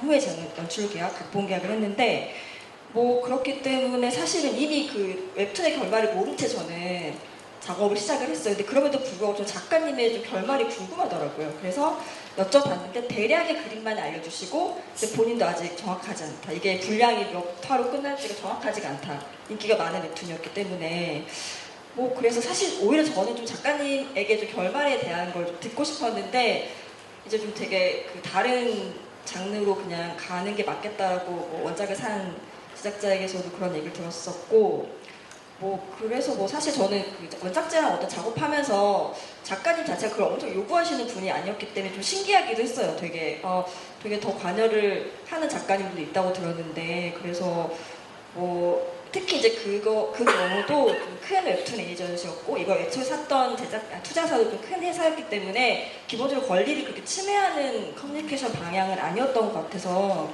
뭐 그것에 대해서 의사결정에서 이런 거는 좀 더 존중돼야겠다라는 건 오히려 이제 작가님들 얘기 안에서 많이 좀 느끼실 수 있을 것 같고, 그냥 다만 이제 저도 그건 이제 제 개인적인 소회인데 보통 드라마 제작사들이 하는 일이 그것만 하는 건 아니겠지만 정말 원작을 쇼핑하듯이 정말 많이 사더라고요. 근데 막상 작업이 되는 걸 저도 모니터링도 하고 얘기를 들으면 정말 어떤 제목이나 이 설정 말고는 다 사라지게 되는 경우가 많은데, 그게 꼭 그들이 그거를 뭐 원작을 무시해서가 아니라 여러 가지 이유가 있겠죠. 다 담을 수 없는 이유도 있고 막상 실사로 하기 되게 어려운 또 지점도 분명히 있어요. 이게 웹툰이나 소설을 영상으로 옮긴다는 건 또 다른 문제이기 때문에. 근데 그 안에서 정말 상처받는 케이스는 정말 많다는 걸 저도 듣고 있어서 좀 그런 아까 말씀 이렇게 이동하는 창작자들 사이에서 이 기획하는 자들이 좀 그것에 대한 이해는 좀 더 해야 되는 시기가 지금 도래했는데 아직도 좀 오해와 어떤 상처가 좀 많은 시장이구나라는 그 정도의 경험이지 제가 어떤 좋은 대안까지는 없습니다. 네, 대안은 지금 이 자리에서 아무도 내지 못할 것 같고, 우리가 뭘 겪고 있는지 한번 얘기해보는 것도 되게 의미 있는 자리인 것 같은데, 사실 이제 감독들은 아까도 감독님이 찾아오셨다라는 얘기를 했었잖아요. 저도 원작을 보고 그 원작 자체를 제가 접근을 할 수 있고 한 적이 있는데, 그때 이제 저도 한 명의 감독으로 팬으로 갑자기 끼어들자면 그때 제가 느낀 좀 어려운 점은 그 원작자와 대화를 해서, 아까 저는 되게 놀라워서 돈을 들였구나, 그 회의에 참석하시는 걸 돈을 들였구나. 근데 저는 그 얘기 들으면서 그 생각도, 돈을 들으면 충분한가 이 생각도 했거든요. 그러니까 어쨌든 매체를 넘어오면 이전 원작자가 갖고 있는 권리가 사라지잖아요. 돈을 들인 것으로. 뭐 지분 권리는 남아있게 계약을 할 수도 있고 없기도 하지만, 그런 상황에서 이제 나는 다음 작품을 책임져야 하는 창작자인데 원작자에게 무엇을 제공하면서 의견을 물을 수 있지? 그분의 의견을 내가 수용해서 작품을 했을 때 그분은 어쩌면 착취당할 수도 있는데, 약간 그런, 사실 협업에 관한 어떤 룰이나 관행도 좀 마련되어 있지가 않고 서로 뭐 좋은 사적인 관계를 발전시켜서 그 인간적인 그 유대 관계 하에서 좀 좋게 얘기를 해보거나, 아니면 그렇지 않으면 사실 이 업계가 이 업무 안에 그 원작자와 그 창작자의 협업을 업무화하고 있지는 전혀 않다라는 생각이 들어요. 그게 본질이 아니기 때문에 안 하고 있는 것일까라고 하면 모든 작품의 본질이어야 할 필요는 없지만 꼭 이렇게 안 해야 될 이유가 있는가에 대해서도 아까 보셨듯이 굉장히 필요한 케이스도 있고 한데, 그것들의 좀 부재 상황에 대해서 저는 그 2차 창작을 하게 되는 위치에도 많이 서다 보니까 생각을 하게 되더라고요. 그래서 임태훈 작가님의 케이스가 정말 굉장히 쇼킹했거든요. 전 심지어 그 생각도 해내지 못했어요. 이게 좀 오해의 여지가 있을 수 있으니까, 예를 들면 그 회의 기간 동안 제 의견이 모두 반영되었다거나 그런 건 아니었고요. 예를 들면 이제 제가 갖고 있었던 원작 소설은 단편이었습니다. 중단편, 짧은 분량이었고 감독님은 그걸 신과 함께 같은 1, 2, 2부작으로 만들고 싶어 하셨어요. 대자본이 들어가게 되는 거죠. 그런데 이제 원작 아이디어의 스토리 라인은 2편을 소화할 수 있는 이야기가 아니었기 때문에 제 원작 내용을 2편으로 하고 그 1편이 그러면 프리퀄이 되겠죠. 그래서 이전에 무슨 일이 있었는지를, 예를 들면 제 소설은 이미 주인공이 프로페셔널 스페셜리스트가 돼서 어떤 모험을 하는 이야기였는데 어떤 과정을 통해 스페셜리스트가 되었고, 그래서 그 바뀐 이 미래 SF 시대의 세계관이 어떻게 생성되었는지, 그러면 또 1편에는 악당이 없을 텐데 1편에 걸맞는 악당을 만들어야 하고 대립시켜야 하고, 이런 빈 공간들을 함께 찾아보는 거였어요. 근데 당연히 보통은 이런 작업을 원작자가 참여하지 않습니다. 그냥 오히려 영화 시나리오를 많이 써본 잔뼈가 굵은 작가님이 이거 내가 각색할 수 있을 것 같은데 하면서 각색을 하거나, 아니면 감독님이 직접 원작이 이거야 하면 내가 직접 시나리오를 쓰실 수 있는 감독님들이 그렇게 하는데, 아까도 말씀드렸듯 SF라는 특수 상황이 세계관을 직접 만들지 않은 사람이 들어오면 난감해져요. 아마 이런 경험들 많이 해보셨을 거예요. 그래서 한국 영화계에서도 뭐 해외 만화를 원작으로 SF물을 가져왔는데 뭔가 되게 이상하게 삐그덕거린다라고 관객으로서 느끼셨다면 저는 그게 10중 8구 그걸 몰라서였다고 생각해요. 뭔가를 바꿔도 되는데 바꿨을 때 SF에서는 그 세계관에 걸맞는 연결점을 찾아서 연동시켜야 되거든요. 그게 아니라 그냥 갑자기 캐릭터를 바꾼다든지 에피소드를 툭 하나 바꿔버리면 세계관 전체와 삐그덕거리는 경우가 생기는데 그 감독님께서는 그걸 생각하셨던 것 같아요. 그래서 이게 원작자가 같이 회의에 들어와서 처음부터 끝까지 스토리라인의 변경점들에 그대로 가도 될지 아닐지를 같이 토론하는 자리였고 실제로는 어떤 제가 아이디어를 내기도 하고 반박당하기도 하고 설득하려고 하기도 하고 언쟁을 벌이기도 하는 되게 좋은 경험이었어서 그게 되게 자주 있는 일은 아니라는 걸 제가 알고 있거든요. 그런데 아마 제가 제 뒤로 또 비슷한 제안을 제작사가 하게 된다면 저는 이런 걸 해드릴 수 있습니다. 대신에 이 정도의 돈을 주세요라고 할 것 같아요. 근데 이게 잠깐 껴들면 이게 보통 요새 이 미디어 뭐죠? 이 IP를 각색하는 경우에 크리에이터라는 일로 돈을 받고 하는 일을 하신 것 같아요. 그럴 수 있을 것 같아요. 현재는 그렇게 불리는 일을. 네, 사실 우리 업계에서 이제 부르는 새로운 신종 이름들이 막 생겨나고 있잖아요. 그러니까 마케팅적 언어로 이름을 먼저 만들기도 하고 아니면 이제 우리끼리 일을 먼저 업무적 필요해서 일을 생산해냈는데 뭐라고 불러야 될지 몰라서 뭐 혼용하기도 하고 막 이런 이제 혼재된 상황들이 분명히 있는 것 같아요. 그러면은 제가 같이 드리려고 했던 질문도 마찬가지인데 그 당시 그 작품을 자꾸 끌려들어서 그런데 그럼 우리가 같이 답을 내볼까요? 크리에이터가 맞는 걸까요? 그런 경우에 그러니까 제가 사실 묻고 싶었던 건 크레딧은 뭘로 하기로 했었어요. 묻고 싶었는데 그분은 기회를 주시고 막 돈도 주시고 좋은 분인데 막 그 잘못했다고 하는 것 같아가지고 저 같은 경우는 이제 아까 잠깐 원작 크레딧 이야기가 나왔을 때 제가 좀 잘 타협하려고 하지 않는 부분이 원작 크레딧이 반드시 들어가야 되고 이제 조건은 보통 이제 감독, 연출, 제작 이렇게 나오잖아요. 그것과 동일한 폰트의 크기와 순서도 감독 다음으로 와야 된다라고 계약서에 명시가 되어 있는 경우가 많아요. 그걸 뭐 제가 고집한다기보단 저는 이제 계약서를 많이 받아보면 볼수록 조금씩 창작자의 원작자의 권리가 지켜지는 방향으로 만들어지고 있는 것 같고 저는 그 선례를 보면 여기 김양수 작가님처럼 꾸짖을 가를 이렇게 해주시는 분이 있으면 있을수록 조건들이 좀 좋아지는 것 같아서 그렇게 원작 크레딧을 분명하게 해줬기 때문에 어떤 아이디어를 같이 브레인스토밍 하는 거에 있어서 딱히 제가 요구했던 건 없었던 것 같아요. 거기에 뭐 크리에이터 임태훈이 또 들어가기에는 이미 원작 크레딧이 확실하게 들어가니까 그러면은 박상현 작가님 같은 네. 경우는 집필을 같이 하고 계시잖아요. 네네. 그 과정에서 그러니까 원작은 어쨌든 소설이 영상물보다는 훨씬 그 작가의 자유도가 보장된 상태에서 작품을 쓰고 사실은 100%의 자유가 있다고 우리는 믿고 있죠. 네. 내적 그 갈등 외에는. 그쵸. 그런데 이제 영화는 영상물은 공히 같이 작업하는 사람들의 작품에 대한 권한이 있잖아요. 네. 내 원작을 가지고 이 대본 집필을 하러 들어갔을 때 어떤 감정을 느끼고 계세요? 사실은 참 말귀 못 알아듣는다라는 생각을 자주 하죠. 진짜 감없다. 내가 이 사람들이랑 어떻게 일을 하지? 이런 생각도 할 때도 있는데 이걸 설득시키는 게 내 일이구나 라는 그래서 돈 주는구나 라는 생각을 많이 하죠. 이렇게 뭐 결정하는 사람들이 열려 있어봤자 뭐가 얼마나 열려 있겠어요. 그 사람들이 알아봤자 또 뭘 얼마나 알겠어요. 그래서 스무스하게 제가 표현을 해서 그렇지 사실은 왜 에이전시가 그 많은 돈을 떼가는지 이제 알겠고 왜 그 많은 창작자들이 영상업계에 학을 떼는지도 알겠다라는 생각도 들기는 했거든요.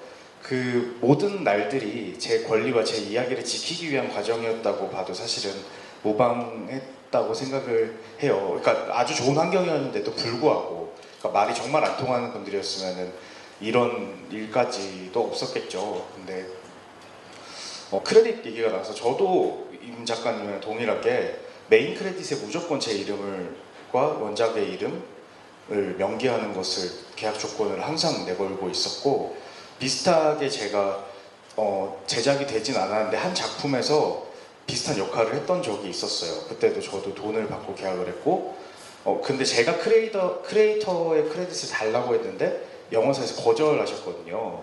그러니까 제가 그런 시나리오 작업 과정에 동참했다는 것을 별로 안 알리고 싶어 하는 게 사실은 기본적인 제작사의 기조인 것 같아요. 원작을 좀 숨기고 싶어 하고, 원작자를 좀 버거워하거나 떨구고 싶어 한다는 느낌을 저는 은연중에 많은 제작사로부터 오퍼를 받으면서도 그런 생각을 많이 했었거든요. 이 사람을 뭐 빨리 돈 주고 입 하나 줄여야 되겠다. 네, 이런 느낌이 많으니까 혹시 여기에 창작자 분들이 계시다면은 사실은 안 그래도 된다. 그 사람들이 떨궈내는 적대적인 환경을 풍긴다고 해서 굳이 내가 떨궈지지 않아도 되고 권리를 더 주장해도 되고 싸워도 된다라고 저는 얘기하고 싶은데, 그러다가 또 제가 막 나가리가 될 수도 있잖아요. 그래서 이렇게 막 강력하게 주장할 수 있을지는 모르겠지만, 일원으로서 일을 하면서 느꼈던 점은 힘든 부분이 정말 많다였던 것 같아요. 그리고 생각보다 내 가치를 좀 지키는 건 어렵다인 것 같아요. 네. 네. 그 협업의 긍정적인 경우, 그러니까 긍정적인 경우 협업의 필요가 있는 작품들 분명히 있고 내부적으로 필요가 있다고 판단하면 그것의 긍정적인 면을 끌어내는 거잖아요. 근데 아까 말씀하신 것처럼 이제 대본 작업을 직접 하는 작가들이 늘어나고 있다는 부분도 아마 사실 시나리오 작가나 그 영화 대본을 전문적으로 쓰시는 분들의 당연히 기술적인 장점이 있어요. 그럼에도 불구하고 그 직접 대본을 부탁드리는 이유가 어쩌면은 우리가 이렇게 어떤 되게 다양한 경우를 업무화하는 거를 만들어내지 못해가지고 그 기존의 업무에 좀 넣어보려고 하는 시도를 해보거나, 아니면 분명히 어떤 업무를 해줬는데 기존에 존재하는 크레딧이 없어가지고 호의로 해준 걸로 하자라고 한다던가, 그러니까 그 같이 일하는 사람들은 그 좋은 결과를 노출하기 위해서 어떤 것들을 해보고 싶은데, 사실 우리가 그냥 그 조차고만 하는 일이 아니고 모두가 전문성을 가진 직업인이다 보니까 그걸 어떤 권리와 업무의 영역에 넣어야 하는데, 우리도 좀 그런 고민은 되게 적게 하고 있기 때문에 그 모두가 악의에 넘쳐가지고 이런 섭섭한 사례들을 만드는 것만은 아닌 그런 지점이 있는 거라고 생각이 들어요. 그래서 사실 우리가 무슨 일들을 하고 뭘 협의하는지에 대한 얘기가 더 많이 서로 공유되어야 된다고 이 자리를 기획하게 된 게, 그러면 그 사이사이에 빠져나가는 권리나 권한의 문제들을 부르는 말을 만든다든지, 그것을 부탁했을 때는 어떤 보상과 권리를 드리기로 약속한다든지, 이런 게 좀 합의가 될 것 같다는 생각이 들거든요. 그래서 오늘 얘기가 이제 조금씩 뒤로 그 시간이 다가오고 있는데, 앞에 1시간 정도의 얘기들에서 이제 제가 좀 발견한 거는, 사실 시작할 때는 모두 그 각자의 장르를 매우 존중하는 듯한 태도와 나는 한번 팔고 나면 그 앞으로의 그 일들에 대해서, 근데 그건 어떤 체념을 반영했을지도 모른다, 우리가 그동안 경험해왔던 그렇게 하는 것이 제일 이제 그 직업인으로서 앞으로 나아가기 위한 멘탈 셋이고, 또 서로를 미워하지 않을 수 있는 방법이고, 그렇기 때문에 생각한 부분도 있지만, 분명히 지금 같은 매체 환경에서 그 IP가 이동하는 데에는 원래 작품이 갖고 있었던 힘도 있고, 새롭게 만든 작품이 표현해낸 어떤 업무가 있잖아요.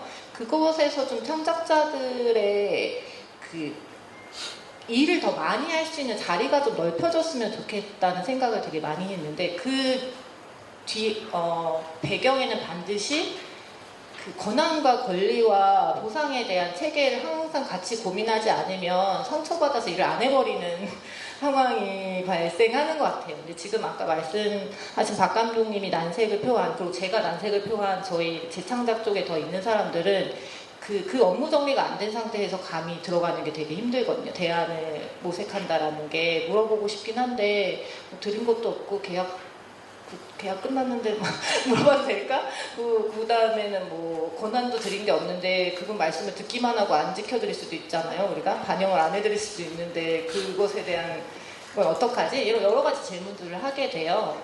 그래서 이 업계에서 오늘 우리가 나눈 얘기들이 더 많이 넓게 케이스 공유가 많이 돼서 조금 이제 그 카테고라이즈가 되는 일들은 업무 부여를 하고 좀 양성화하는 일들이 일어났으면 좋겠다는 생각을 많이 하게 됐습니다. 플로어에서 질문이 조금 있다면 받아보고 없다면 또 다른 질문으로 넘어가 보도록 할게요. 혹시 질문 있으신 분 계실까요?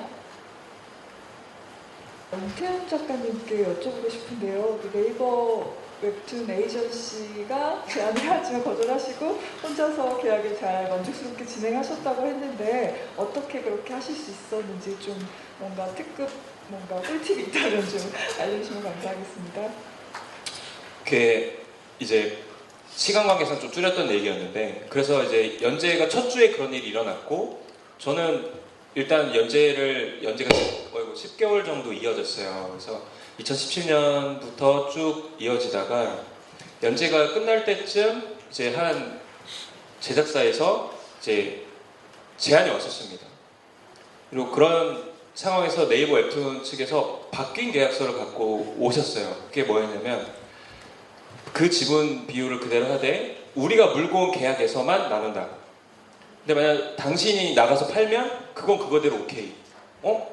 그건 제가 손해보는 계약이 아니더라고요. 거절권이 저에게 있기 때문에 그렇게 계약을 맺고 얼마 되지 않아서 제가 저를 통해서 그 계약을 받은 거죠. 그러면 연재가 끝날 때 계약을 하겠습니다라고 했어요. 그 제작사와. 그래서 이제 연재가 끝나고 이제 해방감을 느낄 때 계약을 하시죠 하고 예를 들면 그게 토요일이었어요. 도장을 찍기로 한 날이. 근데 그 토요일 이틀 전에 다른 제작사로부터 연락이 왔습니다.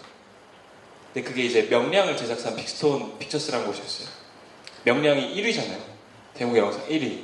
그리고 김한민 감독님이 활 쓰는 여자 캐릭터 이야기를 만들어 보고 싶다고 했어요. 최종병기 활이 이제 있었으니까 그럼 활을 잘 쓰는 여자 캐릭터 한번 해보고 싶은데 제 소설의 여자 주인공이 양궁 국가대표였거든요.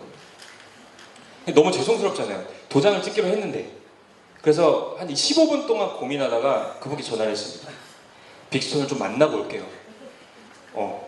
나 딴 남자랑 만나서 소개팅 좀 하고 올게 이런 느낌인 거죠. 그쪽 조건을 듣고 올게. 근데 그쪽에서 이제 굉장히 서운해하셨죠. 굉장히 섭섭해하셨고 이쪽에서는 저를 4개월 정도 기다려 주셨는데 근데 계약서에 도장을 안 찍었잖아요. 제가 그럴 줄 알고 안 찍은 건 아니고 그냥 모든 걸 연재 끝으로 밀어 넣었을 뿐인데 이틀 차이로 저는 이제 그 조건을 들어봤고 타당하게 맞춰본 결과 이쪽이 훨씬 좋다라는 생각하에 노선을 갈아탔죠. 근데 이제 주변에서 그러면 좀 죄책감을 느끼지 않았냐라고 하는데 계약서에 도장을 찍기 전엔 여러분은 자유의 몸입니다.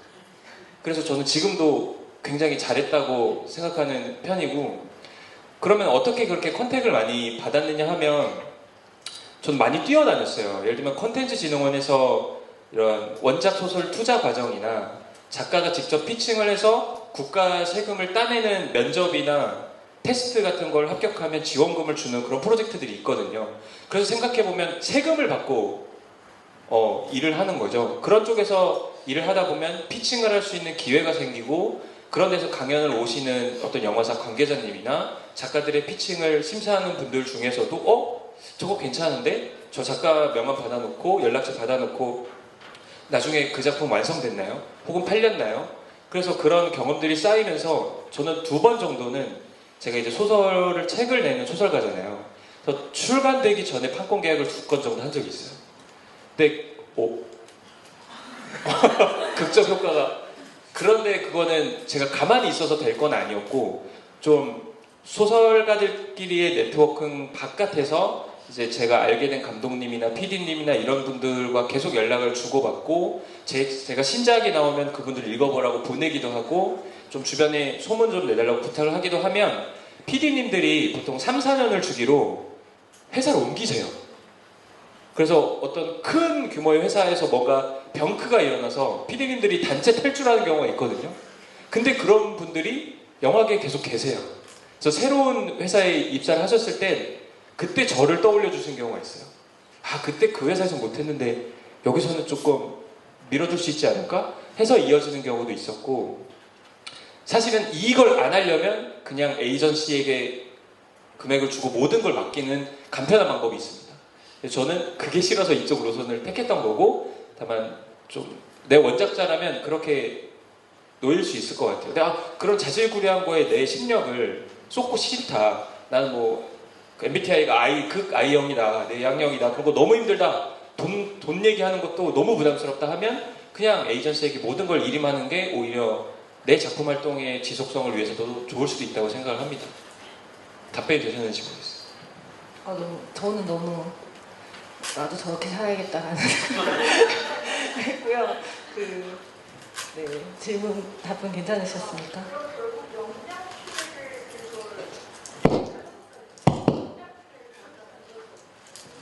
아, 네, 그렇습니다. 그래서 지금 보도자료가 주인공이 캐스팅되고 감독님도 2년 전에 캐스팅되고 시나리오가 나왔고 플랫폼만 정해지면 되거든요. 플랫폼이 아직 안 정해졌는데 제가 아까 말씀드린 9부 능선이 이겁니다. 1부 능선을 못 넣고 있어요. 네, 그렇습니다. 다른 질문 있으실까요? 네, 질문 다음 앞에 가운데 쪽. 안녕하세요. 저 이제 말씀 나눠주신 감독님들이랑 작가 선생님들 너무 감사드리고요. 저는 지금 출판사에서 마케팅 업무를 하고 있는데 저희 회사에서도 IP팀이 따로 있을 정도로 되게 적극적으로 이 사업에 이제 활용하고 있어요. 네, 저는 이제 가장 마케터로서 조금 안타까운 점은 그 시차가 생긴다는 점이었어요. 이제 단행본 책이 출간이 되고 나서 판권이 이제 팔리고 나서 영상화가 됐을 때 그 뒤에 이제 2차 마케팅을 하겠지만 그때 이제 2차 마케팅으로 들어가야 되는 그런 그 소스들이 이제 신간 마케팅을 했을 때의 그 규모로 하기에는 또 다른 것들을 해야 되고 하다 보니까 이게 조금 간극이 좀 줄어들면 어떨까라고 일을 하면서 좀 생각했던 적이 있었는데 이제 뭐 예를 들면 출판사에서 가지고 있는 개간지라던가 아니면 연재가 가능한 그런 플랫폼에서의 그런 연재를 하면서 동시에 판권 판매가 진행이 되고 또 이제 그 영화와 단행본 출판이 조금 이렇게 비슷한 시점에 동시에 프로모션이 될 수 있다면 어떨까에 대해서 생각을 해본 적이 있었는데 창작자로서는 그 이거를 영상화를 한다는 관점을 미리 생각을 하고 이 책을 써나간다는 점이 좋은 점으로 되실지 아니면 좀 조금 더 어렵고 이제 그냥 일반적으로 책을 쓰실 때와 좀 다른 지점이 있으실지에 대해서 조금 궁금했는데 답변 주실 수 있을지. 사실 이거를 거의 마지막 질문으로 드리려고 했었던 부분인데 그 출판업에 종사하시는 분 입장에서도 업무적으로 정말 궁금하신 사항인 것 같아요. 근데 이게 조금 조심스럽기도 한 질문이고 매우 꼭 해야 되는 질문이기도 해서 이거는 일단은 작가님들에게는 좀 공통으로 한번 여쭤볼까 봐요. 먼저 항상 박상희 작가님이 제 옆에 앉으신 관계로 네, 그거 아마 지금 뭔가 IP 시장을 본 그 글 쓰는 작가들, 판권이 팔릴 수 있는 작가들 다 고민하는 문제일 거고 출판사들도 IP 시장이라는 큰 시장이 생기니까 이걸 놓칠 수 없으니까 많이들 고민하는 것 같아요. 저 출판사 완전 뭐 문학 한 길 걷는 출판사 아니었나 하는 곳들이 뭐 필름마켓 출장 가고 IP 팀 만들고 그러더라고요. 저 고민했죠. 저 고민했고 임태훈 작가님처럼 어떤 크리에이터, 그러니까 글 쓰는 작가가 아니라 크리에이터의 자리가 되는 그런데 이제 요청을 받기도 하고 저의 답변은 나왔는데 저는 한 2, 3년 전에 그거를 되게 고민을 했고 그게 뭐 약간 저의 중년 위기에 극복하는 거하고도 좀 겹쳐졌던 것 같아요. 내가 뭐 하는 사람인가, 뭘 해야 하는 사람인가. 그래서 저는 그거를 신경 안 쓰는 걸로 마음을 정했습니다. 나는 소설가고 크리에이터가 아니다. 만약에 이제 예를 들어 이런 제안들이 옵니다. 그냥 처음부터 제가 어떤 아이디어나 설정이 있을 거잖아요. 설정이 있을 거고 그거를 최종 문장으로 다듬는 경우가 있을 거고 그 뒤에 뭐 교정도 해야 되고 뭐 이런 지난한 작업이 있는데 사실상 IP 시장에서 팔리는 거는 저의 문체가 팔리는 게 아니고 앞에 설정과 스토리, 재밌는 캐릭터 이게 팔리는 거죠. 그러면은 뭐 감독님이든 PD님이든 처음부터 같이 작업합시다. 요즘 뭐 구상하세요? 뭐 쓰세요? 뭐 이런저런 거 써요. 그거 재밌네. 뭐 이것도 구상하고 있고 저것도 구상하고 있어요. 그거 우리랑 같이 합시다. 같이 개발하시죠. 해가지고 뭐 제안 여러 가지로 오죠. 뭐 주니어 작가 2명 붙여드릴게요. 시나리오 형태로 쓰시고 쓴 다음에 그거 소설로 해서 소설 인쇄 다 가져가세요. 그럼 제 입장에서 뭐 아이고 내가 소설 쓰는 거랑 소설 쓴 다음에 판권 파는 거랑 이거랑 난 똑같지 않냐. 판권 팔면 경매도 되는데 그러면 판권 보통에 얼마에 파세요? 2배 드릴게요. 뭐 이런 식으로 깔끔하죠. 아니 뭐 영화 제작비가 요즘 뭐 300억, 200억 막 이런 거 그러니까 뭐 이런 경우도 있고 뭐 아니면 그러면은 정이 그렇게 글 쓰는 게 편하시면은 챕터를 16챕터로 써주세요.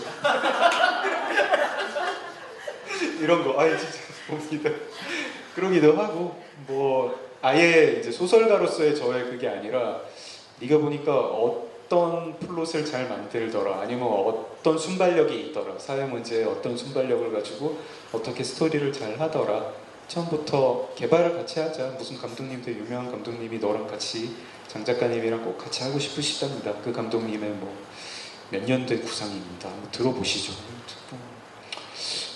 뭐 이런 것들 그런 유혹들이 오고 거기가 지금 돈이 되는 곳이고 돈이 많이 나오는 곳이고 출판사 입장에서도 작가 입장에서도 지금 인세라든가 중위층 매출보다 영상화 판권 그 다음에 러닝 개런티가 나오니까 뭐 그때 영화 개봉 시점에 책이 나오면 책이 많이 팔릴 거다 이런 걸 떠나서 아예 출판이라는 것 자체를 종이책을 만드는 곳이 아니고 그냥 영상화 시장에 들어가는 어떤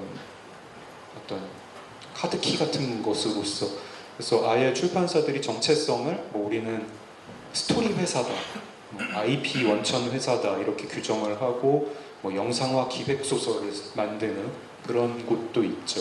그런 거가 지금 시작됐고 저는 큰 흐름이라고 생각을 합니다. 큰 흐름이라고 생각하고 자기 아이디어가 있는 분들한테 좋은 기회가 되는 것 같습니다. 그리고 저는 약간 그 차를 안 타려고 그래요.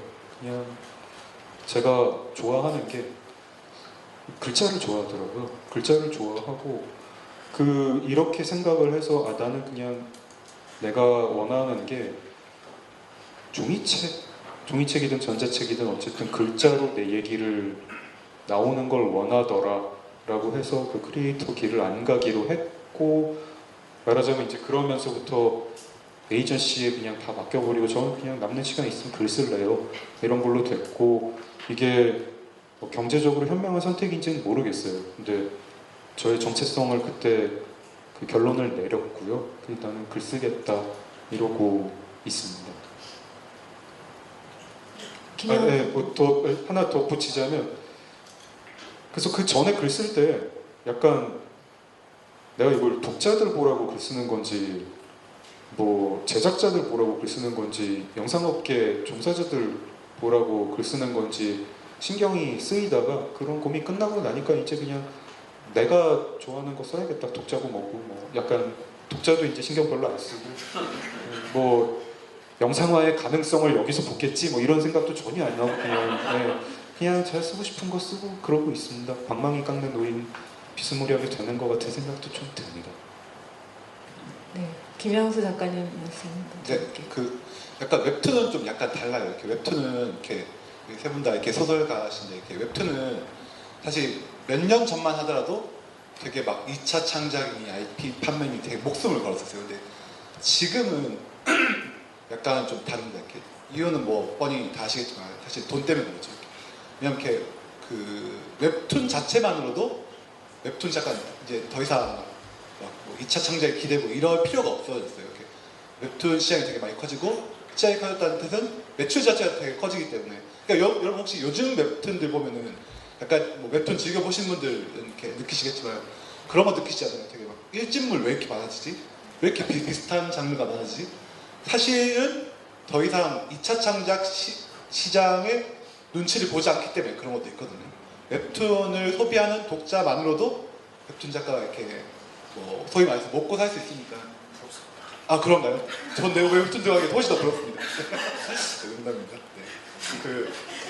뭐 어찌됐건 이제 그런 것 때문에 이제 모르겠습니다. 이렇게 오히려 요즘은 좀 얘가 좀 대가리가 커져서 그런지 소설들을 막 사들여서 웹툰으로 2차 창작하는 경우도 있고 심지어는 드라마 나온 거를 얼마 전에 이렇게 우영우라는 이렇게 드라마가 이렇게 웹툰이 됐더라고요. 이렇게 뭐 속사정을 좀 들어보니까 이게 시장 가능성이 있어서 드라마를 웹툰 옛날 같았으면 약간 그런 거죠. 이렇게 어디 감히 영상아 형님 밑에서 이렇게 웹툰 나오면 까불냐 이런 게 있었었는데 소위 말해서 이렇게 요즘은 약간 좀 웹툰 자체 시장이 탄탄해져서 뭐 2차 창작이 그렇게 목을 매진 않더라.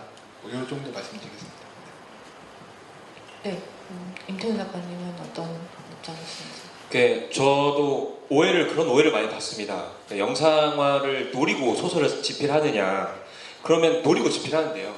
어디까지 영역인지를 확고히 좀 정해놓는 게 중요한 것 같아요. 그러니까 이게 본질적으로 그럼 영상화를 노리고 소설을 쓰면 영상화가 되냐? 아니거든요. 그건 아무도 몰라요. 정말. 그래서 그게 일부 능선을 넘는 일인데 저는 태릉좀비촌을 어떻게 쓰게 됐냐면 진짜 갖고 있었던 아이디어였지만 그 연상호 감독님이 그 당시 애니메이션계에서 굉장히 입지를 탄탄하게 굳혀놓으신 연상호 감독님의 첫 실사화 영화가 좀비물이 될 거라는 이야기가 떠돌고 있었어요. 촬영이 들어가지도 않았고 좀비물이 블록버스터 영화로 나올 것이다. 그때가 아마 2015년도 정도였는데 그때 불현듯 이 영화가 무조건 잘 될 거라는 확신이 제 안에 갑자기 생겼어요. 왜냐하면 한국 관객들은 좀비물을 좋아하고 명품 좀비물을 해외 헐리우드 영화나 게임이나 만화를 통해 이미 습득하고 있었어요. 제작사들의 용기만 필요할 타이밍이었어요. 그런데 이제 부산행이라는 게 돼서 저건 무조건 1000만을 넘을 것이다 라고 확신하고 그럼 부산행이 1000만을 넘는 시점에 영화 제작사들은 좀비물은 안 돼. 한국에서 무슨 좀비물이야 라는 게 없어질 거고 그러면 부산행 말고 좀 더 색다른 좀비물이 없나? 라고 찾기 시작할 거고 그 타이밍에 내 소설이 출판사 매대에 나와 있어야 된다. 그럼 내가 가진 이야기 중에 좀비물에 걸맞은 게 뭘까? 그래서 저는 이제 종합격투기 취재 기자를 3년 정도 했었어서 운동선수들 인터뷰를 많이 했었거든요. 그래서 불현듯 태릉 선수촌의 좀비 바이러스가 퍼지면 어떨까라는 이야기를 붙잡고 그 확신을 갖고 썼었어요. 그런데 장면을 연출하거나 이야기를 진행할 때 뭐 배우를 가상 캐스팅한다던가 이 장면은 제작비가 얼마나 들겠지 이런 정도의 신경을 쓰지 않아요. 그때부터는 재미있는 소설을 써야 일단 1차적으로 소설 독자들을 만족시키고 그 독자님들이 이거 영화로 보고 싶어요 라는 이야기가 나오게 만드는 게 좋은 순서라고 생각하지 오히려 좀 잘못된 질문에 골몰했다가는 정작 가장 중요한 1차 소설 독자들이 반응을 얻지 못하는 경우가 있다고 생각해요.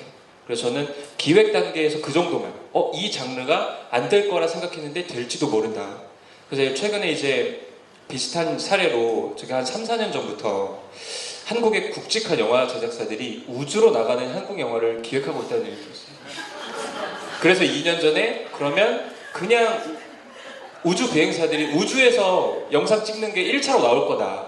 뭐 예를 들면 누군가를 구출하러 가는 이야기거나 뭔가 한국 최초로 미국 나사가 하는 걸 국뽕으로 밀고 나가는 영화가 1차로 나올 거고 그렇다면 그때부터는 이제 그럼 우주를 배경으로 또 다른 이야기, 재밌는 이야기를 보고 싶어 하지 않을까 해서 제가 우주 좀비물이나 하이드블러드를 쓰게 됐죠. 이 정도 기획으로만 움직이는 거지 소설 내용을 쓸 때는 1차적으로는 나는 소설가고 활자로 독자를 매료시켜야 한다는 걸 명심해야 된다고 저는 생각합니다.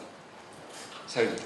작가님 혹시 3, 4년 뒤에 뜰 트렌드 하나만 좀 원해주는 거예요 지금? 지금 얼른 쓰면 네. 하나만 좀 지금 영상학회는 없습니다. 작년에 제가 내다보는 3, 4년 뒤에 트렌드가 있는데 이 자리에서 말씀드릴 수가 없죠.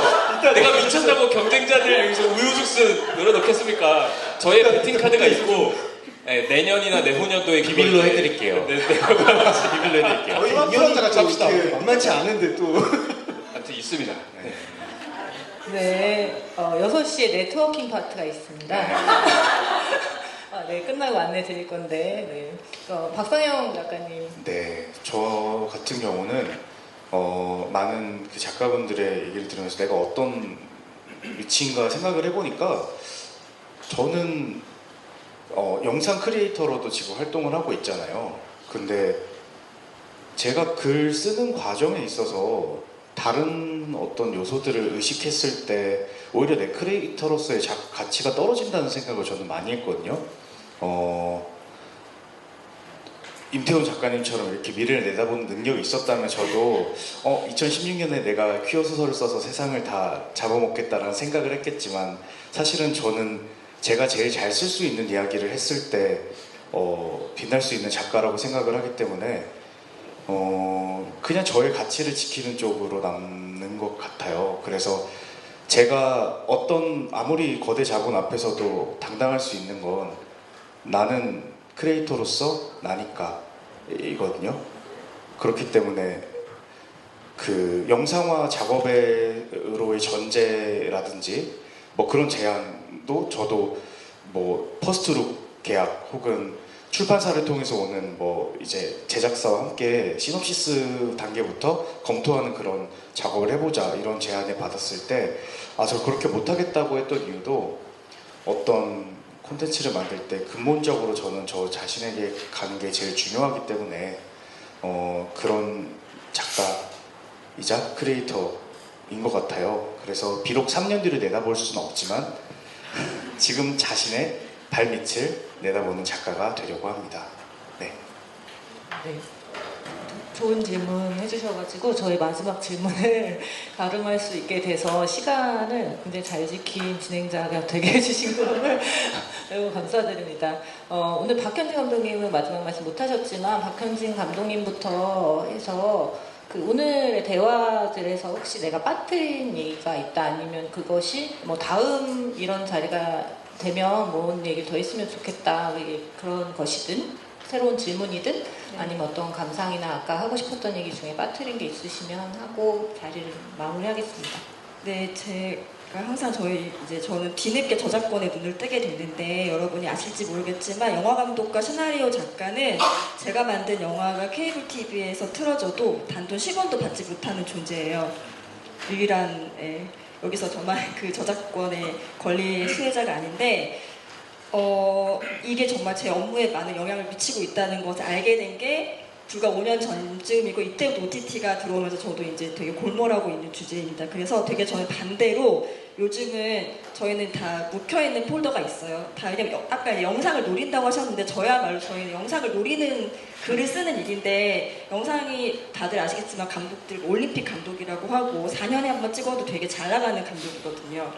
그래서 묵혀있는 것들을 사실 실제로 제 주변에서도 웹소설이나 웹툰으로 하면서 그런 시도를 많이 하는데 저는 요즘에 역으로 당연히 드라마나 영화도 준비를 하지만 그냥 저는 지금 원작을 만드는 일에 좀 고민을 많이 갖고 있어요. 저 역시 그냥 내 IP를 영상이 되지 않을 것을 어차피 시나리오로 갖고 있느니 IP를 만들자라는 고민을 하고 있는 시점에 정말 원작자로서 노하우를 많이 갖고 계신 분들의 이야기를 들어서 너무 뜻깊었고 임태훈 작가님 끝에 좀 이따 DM으로라도 부탁드리겠습니다. 감사합니다.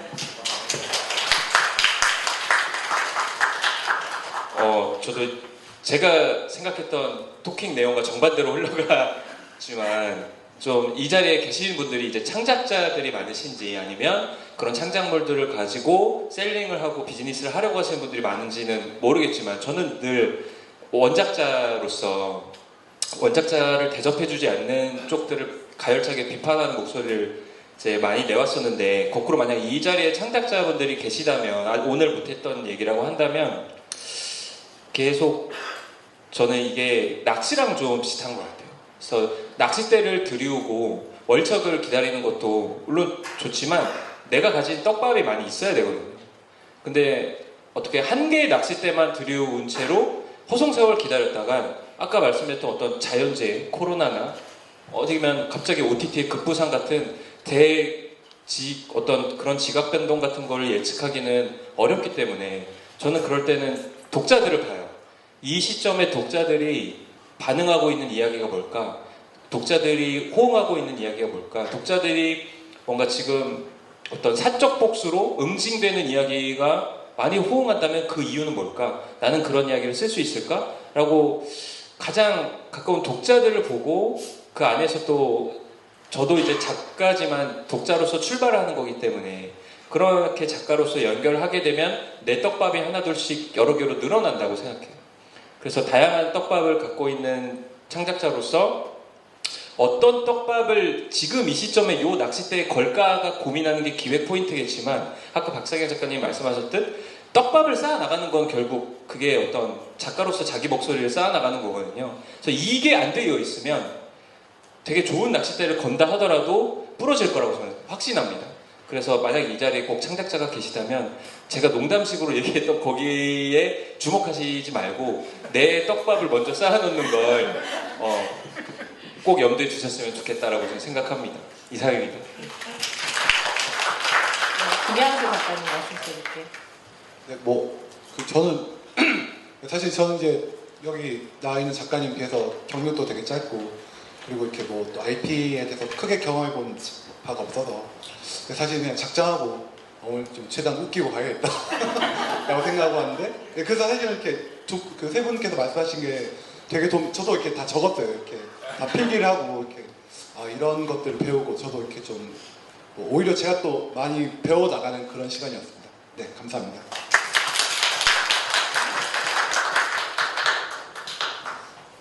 IP라는 단어 자체가 몇 년 전까지 좀 생소했는데 지금은 이제 뭐 영상이고 출판이고 소설이고 다 정말 최고의 화두가 된 것 같습니다.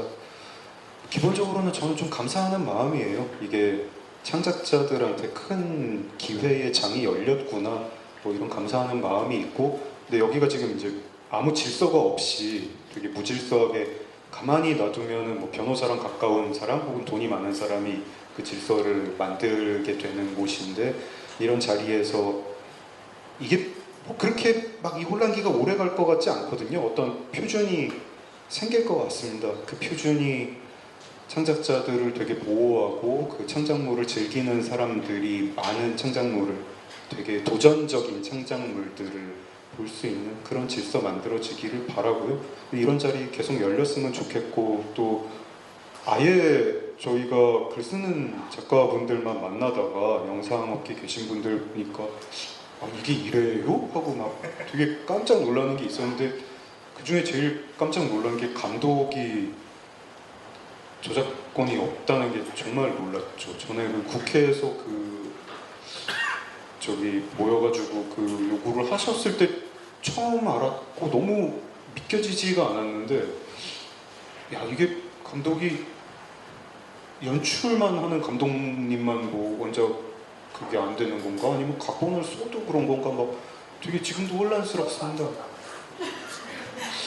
하여튼 이게 참 얘기할 거리가 진짜 많고 질서가 진짜 어떻게든 잘못 만들어지기 전에 지금이 골든 타임이겠구나 이런 생각도 해봤습니다.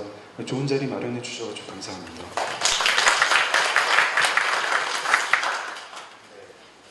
저도 오늘 많이 배워가는 것 같고요. 네트워킹의 중요성 같은 것도 많이 생각이 드는 것 같아요. 이렇게 알지 못했을 얘기들을 많이 들을 수 있으니까 또 제가 계약을 할 때도 저 자신이 가졌던 어떤 의문을 많은 선배 작가분이나 아니면 장강명 작가님의 책을 보면서 에세이집 이런 과정들이 다 잘 나와 있었거든요.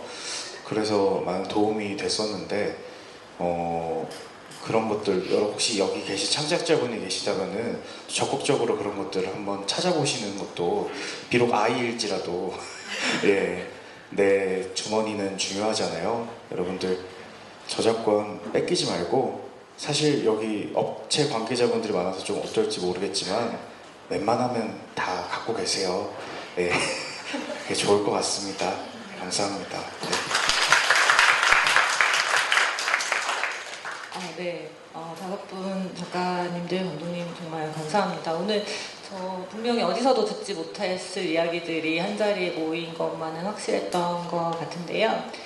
저는 사실 오늘의 대화에서 좀 여러분들께 기획자로서 보여드리고 싶었던 거는 그 창작자들이 어디서 이렇게 뚝 떨어져서 예술가로서 어떤 환경에 놓여있든 자신의 혼을 불태워가지고 이 사회에 필요한 작품들을 마구 만들어내는 그런 초월적 존재들이 아니고, 우리 모두는 우리가 처한 환경과 그 주변의 질서 속에서 할 수 있는 일을 하는 자들이거든요. 근데 여러분이 문화의 중요성을 어떻게 해석하고 계시던 그것이 사회에 필요하고,